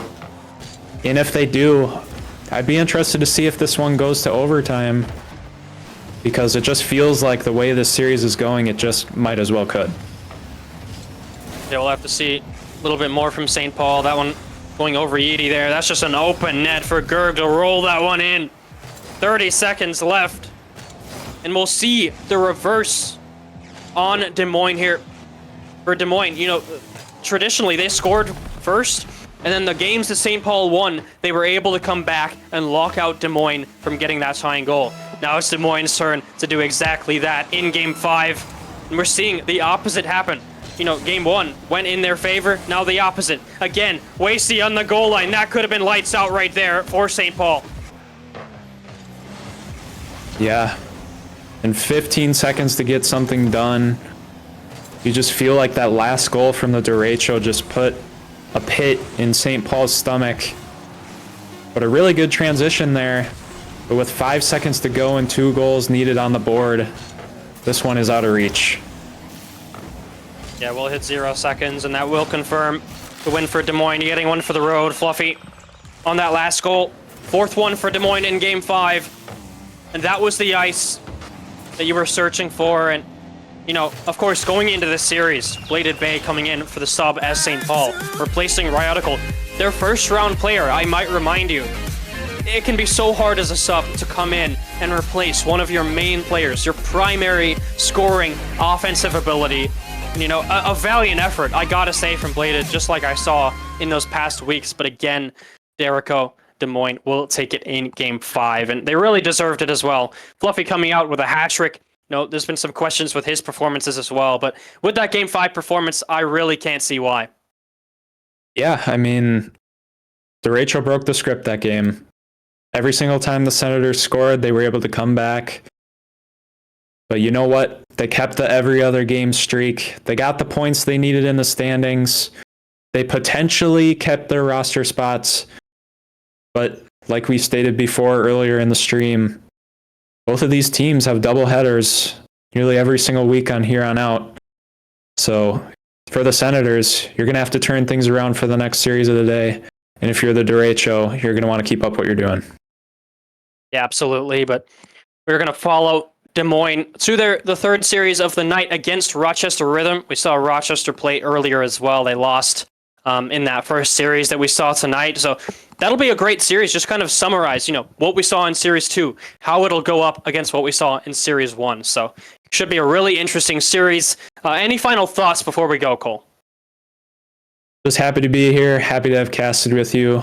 Felt like we saw a really great Rocket League, and I'm excited to see what else the night brings. Yeah, absolutely. It was a pleasure. And we'll be right back with Des Moines and Rochester just in a few minutes.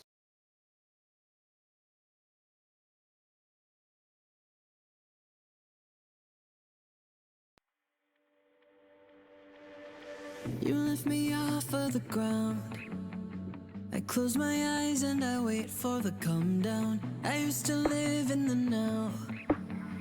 Now I'm wiser to think that we are bulletproof. Teens with thicker skin, now we just bruise.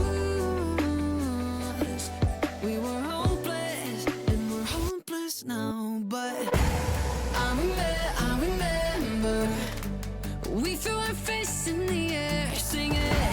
I remember when we were kids, never scared, yeah. And the sky went dark, we used our hearts to guide us. You showed me you care. And I remember, yeah, I remember.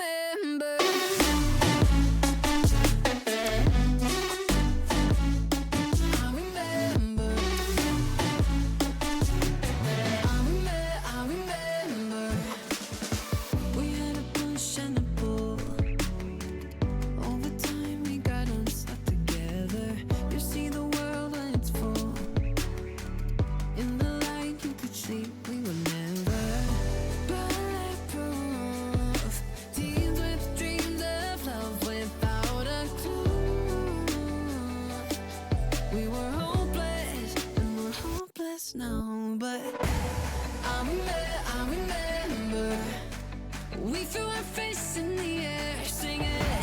I remember when we were kids, never scared, yeah. And the sky went dark, we used our hearts to guide us. You showed me you care. And I remember, yeah, I remember.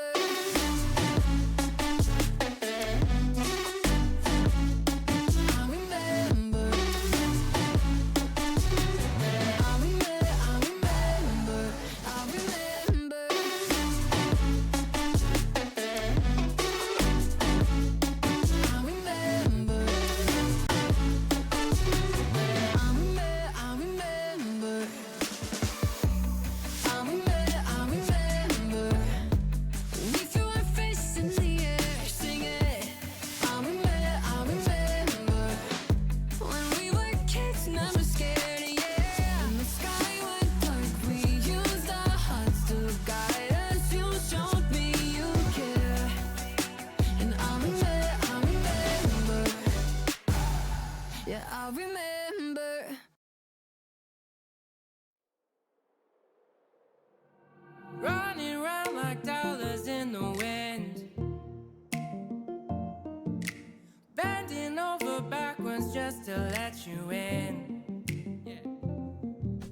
I told you that one day ain't never enough. You tell me I hate you, I still call you up.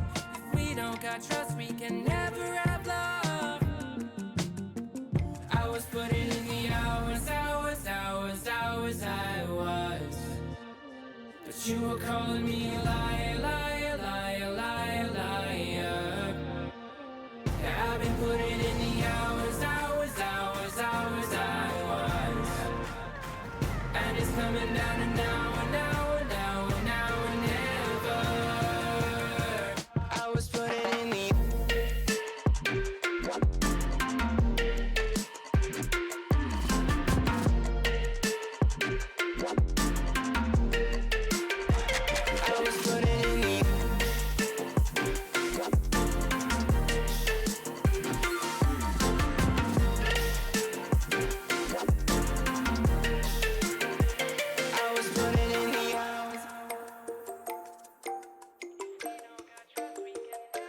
I'm sick of fighting the things that you said. I don't wanna burn all our bridges ahead.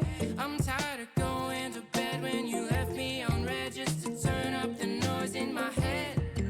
I told you that one day ain't never enough. You tell me I hate you, I still call you up. If we don't got trust, we can never have love. I was putting in the hours, I was. You were calling me a liar, liar, liar, liar, liar. Yeah, I've been putting in the hours, I was. And it's coming down to now and now and now and now and never. I was putting in the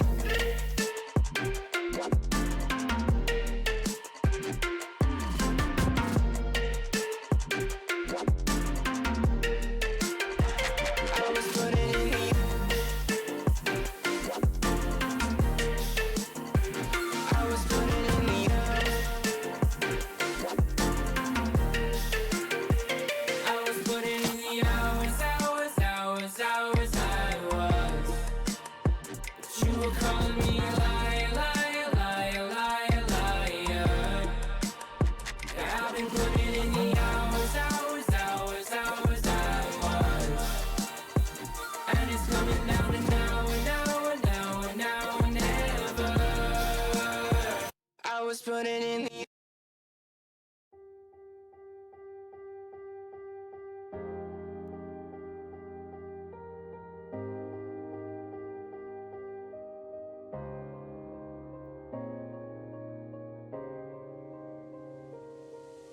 moment. All it takes is a moment. Is it fate that you came this far unbroken? If it's destiny, you wrote it. Focused, but you gotta be focused. Make or break, it's the last goodbye they remember you for. They're calling your name, go and take what's yours. Here, now, it's everything you've been dreaming about. There's a reason why you were chosen. This is your moment.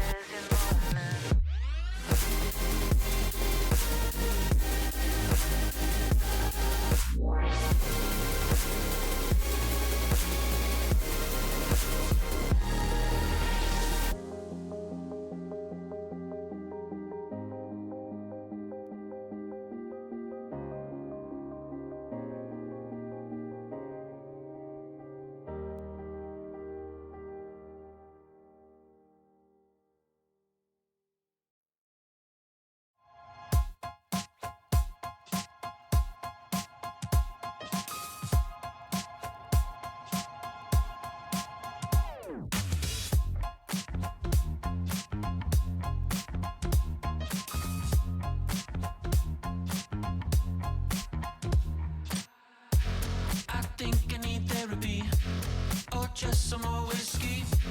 I can't seem to understand how you do this to me. You've been running in circles inside my head. Wasn't looking for love, but baby, I found you instead.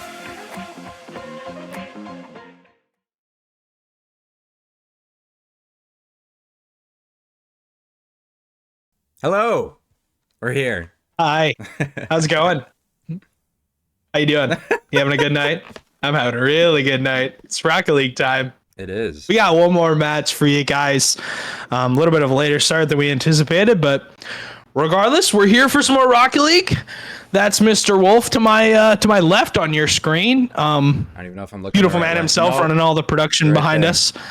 It's gonna be a blast. I'm excited for this next match, and we've got two teams that have already played on stream tonight. They're gonna play against each other now, and one of them came out with a win, and one of them came out with a Game 5 loss, and both of them were Game 5, so it should be a blast.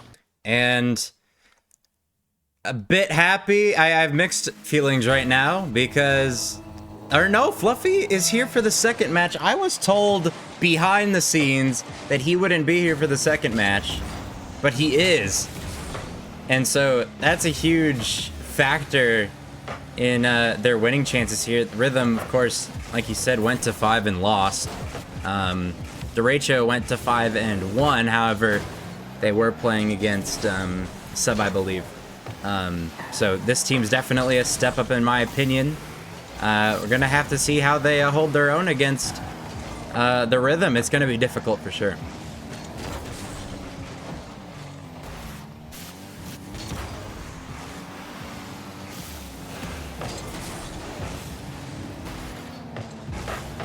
Something's happening. I clicked it.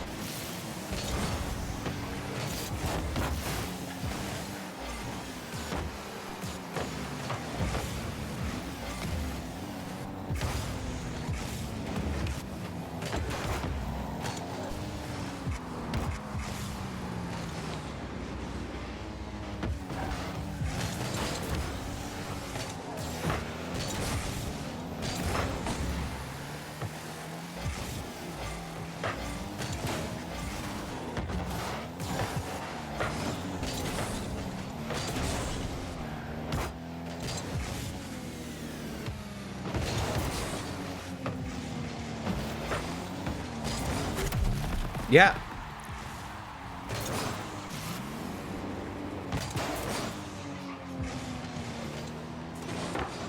Yeah, it's a double commit, but it's a shot perfectly placed into the bottom left corner, so that'll be the first goal of our final series of the night, and we have seemed to have issues with that fourth matchup, Stewie, every single week.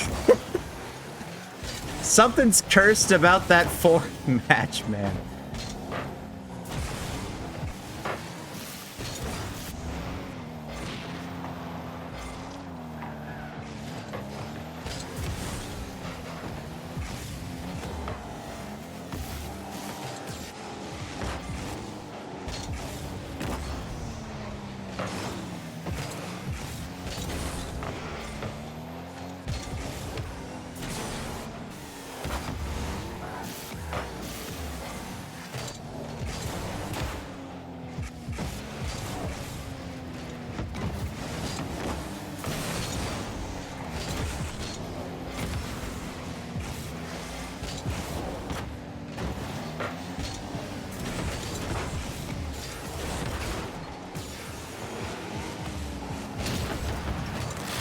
He's there to look out for, Stewie.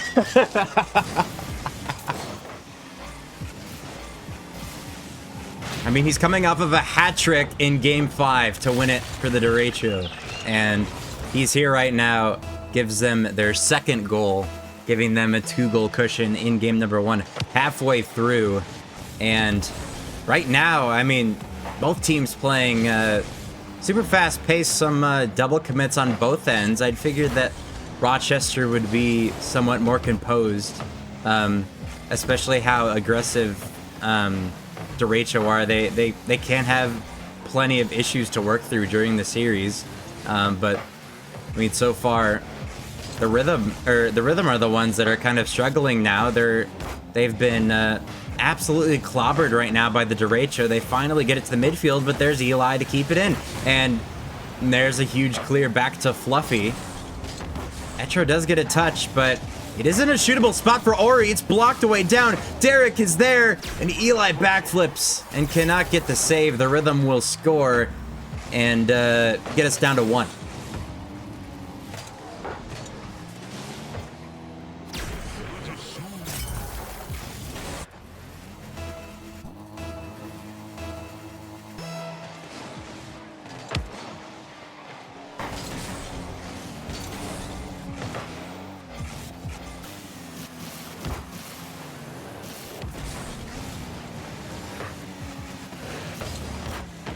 It's open! I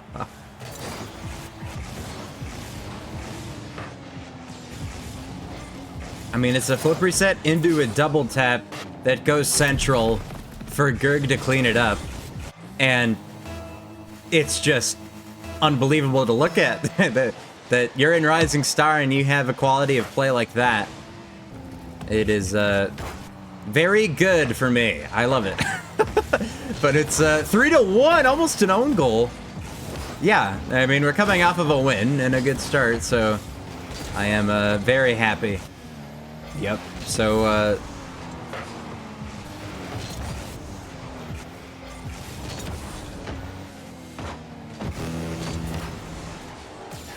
good bump. Oh no!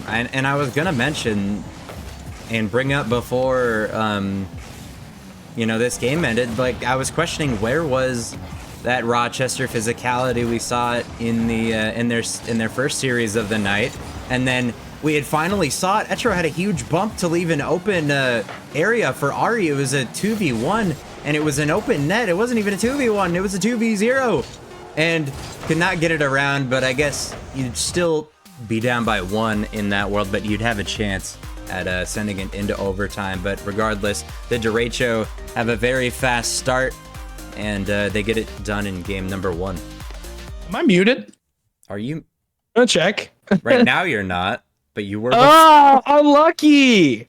Unlucky. We love how the audio doesn't transfer. I love it. I love it. Yeah.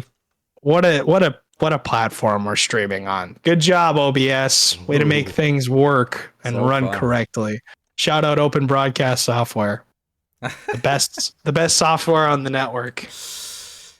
That's all I gotta say. I don't really have anything else, Brock. We've got automation everywhere. It's automation with our audio. It turns on and off automatically, it seems like. I mean, I don't know at this point. Do you think it has its own off and on switch? I think so. It just switched to the game. There's this start again, Stewie. Are there high schools in high school, Brock? I don't know. Maybe. We have a lot yet to learn about everything in life plus OBS, and OBS is an obstacle right now. But regardless, game number 2 is underway, and we know what Ari can do in the air. Had a nice air dribble last week. This time, though, he is denied. Derek coming from that left side, Eli to the corner in the Carmine Corp decal. Love to see it. Brace your inner Vatira for me, please, because we'll need it. Fluffy, huge clear, and now it's back to Etro. And Etro, you know, he's been in the lead for quite some time. It's posted in though from Eli. Some great placement there, but you know, there's a lot of potential. I mean, an experience from Etro. It just seems like some of these touches from him that I've seen, at least over the past 2 seasons, they've been fast, but somewhat uncontrolled. I feel like he gets a bit too heavy of a touch. I mean, don't get me wrong, he's able to follow it up like every single time, but the 50 that comes from it usually goes bad. And so far, I mean, there, it was kind of a good example of it, as Eli maybe had a chance to go for a bump. Gerg gonna get denied, and Etro, I mean, he's on the ball plenty some, so you figure that he's gonna get that solo play chance. We saw him do it earlier, but that's a great shot, saved by Etro, and we call his name again.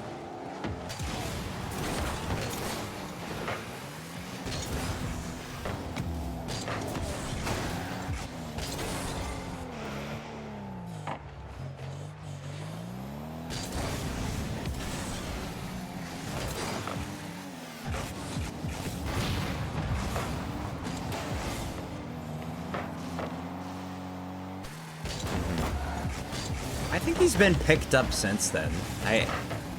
But he's never been. He wasn't drafted though.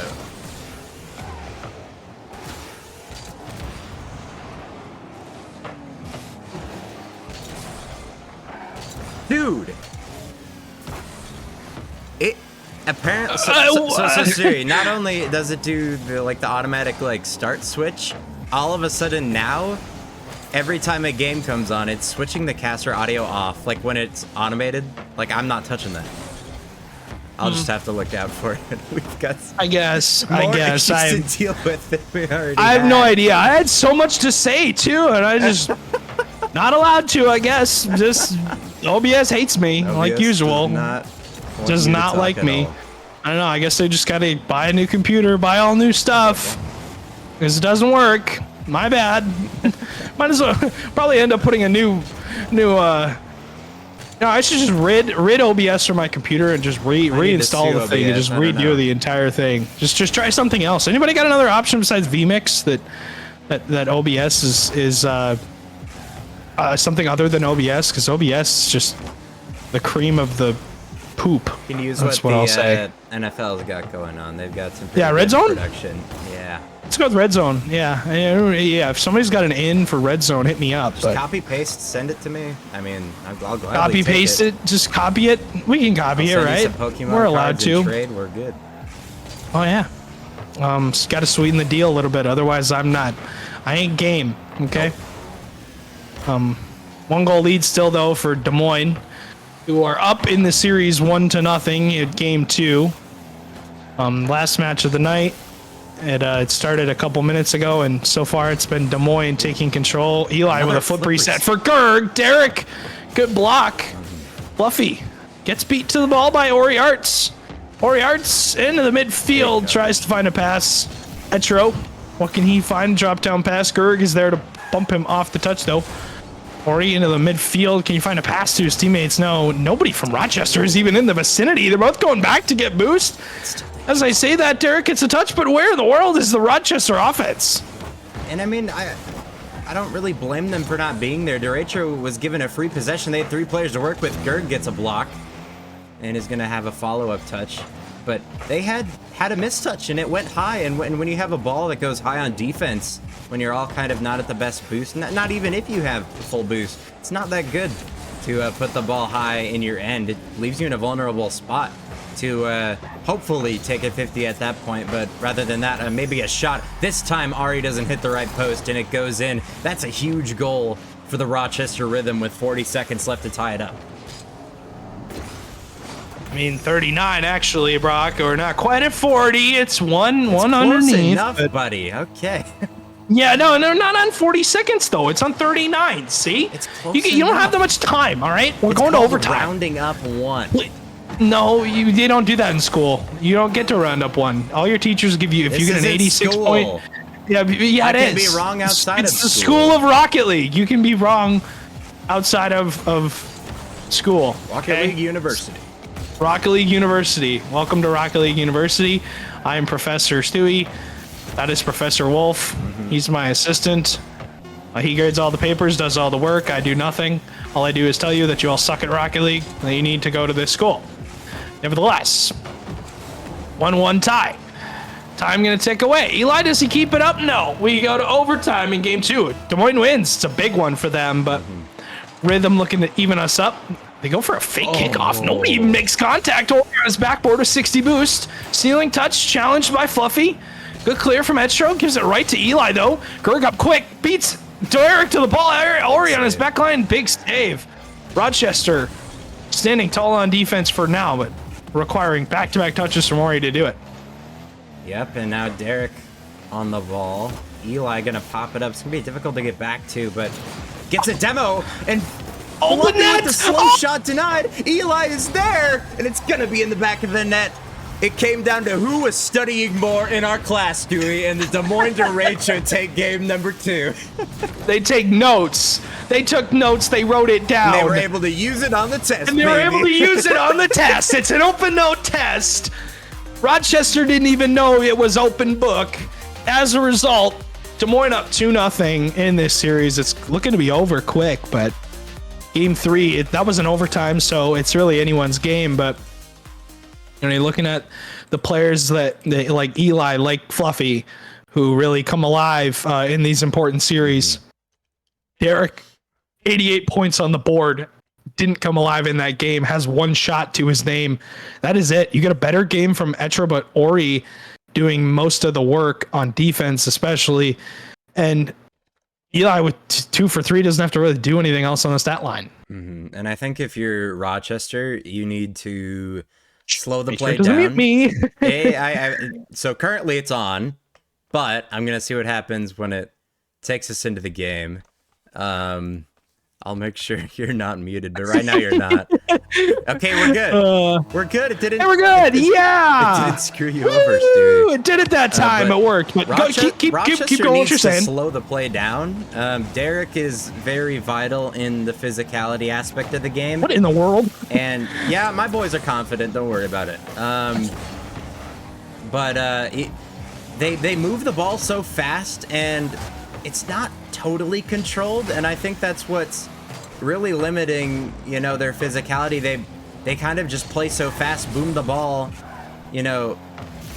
Of course, they try not to boom it away from themselves, but it just happens like that, and then they're not able to get, you know, sustainable offense. And while on the other hand, you know, the derecho, you know, they're getting these mechanical plays that keep the ball close to their car, like these flip reset passes into the shots, and they're able to follow up on one another. And right now, it's in the net for Eli, as he had 2 goals last game. Now it's a 3rd in game number 3. And good start for Des Moines once again. I mean, I don't really know what else you can do about that. Ori does everything he can do. He 50-50s Eli, and Etro just backflips. It's unfortunate and not the best bounce.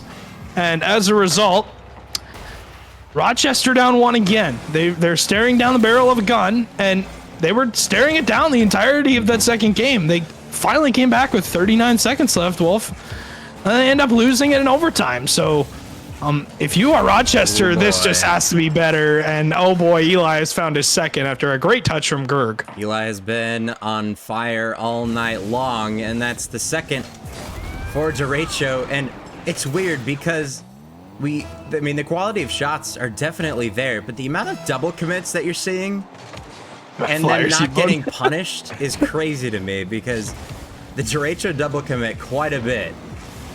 And outside of that, you know, they're a very, very strong team. And right now, they're not getting punished for it. But Etro is going to have a big clear. Eli's going to have to make an amazing save and does not. And I don't blame him for that one, as Etro makes a big clear, as Fluffy tried to turn it around, but did not have the best touch on the ball, and it went right to Etro. Huge answer from the veteran. Etro gets it on the board for the Rhythm. Cuts that lead in half. Still plenty of time in this third game, plenty of time in this series for that matter, Brock, to get back into this. But so far it's been Des Moines dominated, controlled the series so far. But it's one of those series where honestly it could go either way. It's not looking like a sweep right now, but it's a sweep that's close. So it's not really a sweep, but it's a sweep where Rochester just shooting themselves in the foot sometimes. Fluffy tried to hit the open net, and I think if Derek may have touched that, that would have went into his own net. Fluffy gets the beat out the midfield. Anyone from Des Moines there to take the shot? No. Etro turns it to the side. Derek, good touch off the backboard. Eli, great read. And clears. And Gerg is there for the clear all the way down the field. Look at the team plays from the derecho coming out. Yes. I'll take it, actually, if you're offering. It's going to one of Mogi these and Water. guys. How do you feel about that, gentlemen? Would be a blast, but no, I actually want to receive a pass from my teammates, not just watch Mogi solo play the entire time. So, yeah. you have fun with that, Brock. But yeah, back into the action. We're a minute and pretty much a minute and 10 seconds since that last goal, and Rochester's still fighting to try and tie this game, but Fluffy is slamming the ball down their throats. Composure right now for Rochester is just not there. Gerg's gonna get a really good beat, and it's oh no! big double jump miss. He had one earlier, but it doesn't you. matter because Fluffy follows it up and puts it into the back of the net. Gets them back to 2. And I think the calculated double fake. I think it's just a mechanical error there on Gerg. But for Rochester, they're just playing all over the place right now. They're playing super fast. They're not utilizing their time to the extent that they can. And they haven't really found their stride, as Eli's going to outplay them. And that's a 3-goal lead in game number 3 for the Des Moines Derecho. Eli beats both players. Derek goes missing his last man. Derecho looking like they're going to take this game and end the series early with a 3-0 sweep. And if they can hold on for 2 minutes, they can do it. But magical is what I would say this comeback would be from the Rochester Rhythm. Down and out completely. Fluffy is flip resetting. Top left shot. Ori, though, stands strong on the goal line. Bump comes out from Gerg on his own teammate, and I think that's a free open net for Ori as a result. No, it's Etro. Etro bumped Gerg. Yep. Really good bump. It was still in a pretty rough situation to be in. So they narrow it down to 2 here with a minute 43. You've got time. It's just a matter of if you can answer. And that's a double commit on the kickoff. They are going to win it. Ari gets the boost in the corner. Gerg, though, is there to deny that threat. As Etro gets another touch backwards. Channeling his inner Eli with that redirect. Towards, unfortunately, the wrong way for him. Gerg, though, it's a nice outplay onto Derek. Gerg following it up. I mean, he's just being straight up confident, while, I mean, Rochester, they just don't seem confident in what they're doing. That was a good try from Derek, and Ari's gonna miss. Etro to pop it up, but Eli is gonna be first to it, and, 40 seconds gone out of that a minute 40 that they had, and they haven't scored yet. Derek does beat 2, but it's not in really a shootable position. Ari off the corner. Gerg's there to deny a huge clear. And now Etro's gonna backtrack, and over half their time is gone. Demo, though, on Eli. Derek, only 12 boosts to his name. Can't do anything with the ball. Gerg was being interfered with. Etro was being interfered with, or was running interference on the other end of the field. As a result, Eli hits it over Derek's head and catches Ori behind him. 3-goal lead is back with 37 seconds left. What am I saying? 20 seconds. There's still 30 seconds, but You critique me about me being one off and rounding. yeah, blah. 17 seconds. Go outside, Des Moines boy. This isn't your storm. All right. It is. I mean, they're 2-0, and This is a farming they campus. destroyed everything in their Kansas. path. With 20 seconds left, it's 6-2 off of a Fluffy goal, and it's been difficult. I mean, even if you don't make that mistake, that goal ago, it's still looking not good at all. You'd still be down by 2.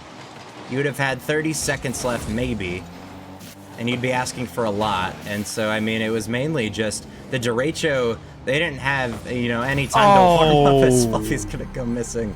Ari does get a goal here. But with 12 seconds left, if they sat down their controllers, maybe Stewie. 3-goal game with 12 seconds left. You have to score every 4 seconds. Don't know how possible it is. That's going to be shut down. That is the ball game. The Des Moines Derecho with 2 wins this week, starting out the season 1-4. Just like my fantasy football team, baby. We were 1-4. We got now they're 3-4. 3-4. Huge for them. Rochester goes 0-2, unfortunately, on the night. after that Game 5 loss, I just don't know if they recovered since then. And this was a quick one, nevertheless. It's interesting that that Game 5 loss. I mean, it was super close. I mean, that Game 5 got out of hand for them.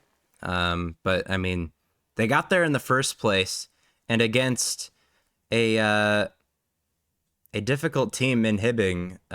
You know, you mentioned it. I mean, Jack, of course, leading goals per game. They were also are they 7-0 now, or are they 6-0? I don't know. They're undefeated. 6-0. They could be 7-0 by now. I don't know if they reported the score for their series yet. So Brock, I mean, like, that's a good result for, you know, they've got to be the best team in Rising Star if you're 7-0. Maybe one of the teams close to you, but I mean, that's a decent result. It's unfortunate to lose in 5. They don't get it done here. They never got it clicking. I mean, it was just a straight up feast for Eli. I think for me, I mean, he came out huge in this series. He was huge in the last series. But, you know, Fluffy and Gerg playing very well around them. You know, one of the main things that I'm looking at for this team to be successful, and kind of the reason why maybe they started off so slowly, was, you know, just these unneeded errors. I mean, we still see some sort of double commits happening in these games, but that did not affect them. I mean, the quality of the shots, the confidence, we're seeing flip reset passes left, right, and center. I mean, bar down, I mean, you name it, they're gonna slot it there. And I mean, that's the best result you could get, a 2-0 on the doubleheader, especially after being in a pretty rough spot, coming into tonight at 1-4. I think it was a good performance from them. So do you think that they need to make a roster change anymore? I think Fluffy wants off, or was that the win that they needed, know. Brock? You feel like that keeps the wind in their sails for now? They're like, it should. It should, keyword. But counting the transactions, I said there were 11 total for Rising Star. For the entirety of MCS, currently there is 1, 2, 3, 4, 5. That's technically 6, 7, 8, 9, 10, 11, 12, 13, 14, 15, 16. If you count waivers, there's 17, 18, 19, 20, 21, 22, 23. That's technically a lot of 24, moves, 100%. 25, 26, 27, 28, 29, 30, 31, and 32 as of 10:41 today. Oh boy, that is a lot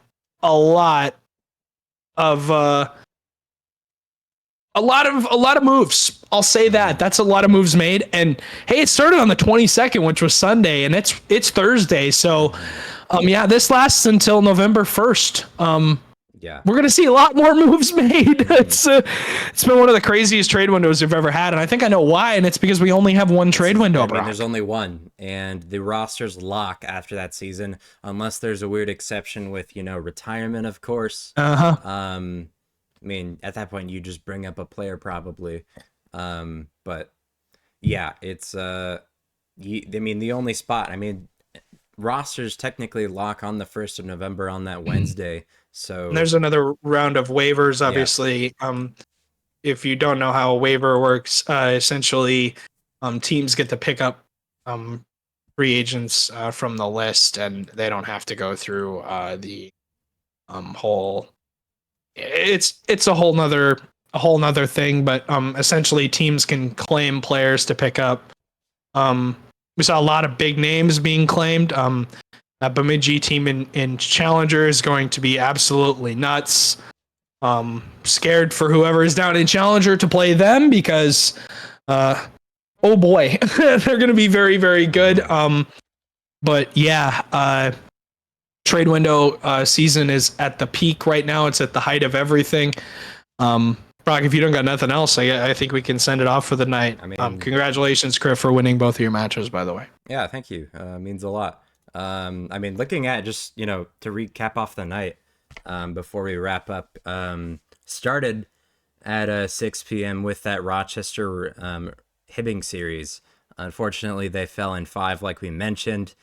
Second matchup, the Derecho won in Game 5. A very valiant effort against the Senators, who had a rough start but had clawed their way back in 2 of the games. And then in this final matchup of the night, the Derecho, Sweeping. I feel like, it might not be an upset, but it's like a statement win for sure to 3-0 the Rhythm. Yeah. After, I'm looking at that roster and I'm thinking, like, that's got to be one. How does that even happen? How does that even happen? Like, this has got to be one of the top teams that we're looking at here. Maybe it's just going to take more. It's definitely going to take more than this, just this 1 week to develop. And I still have faith in that roster, of course.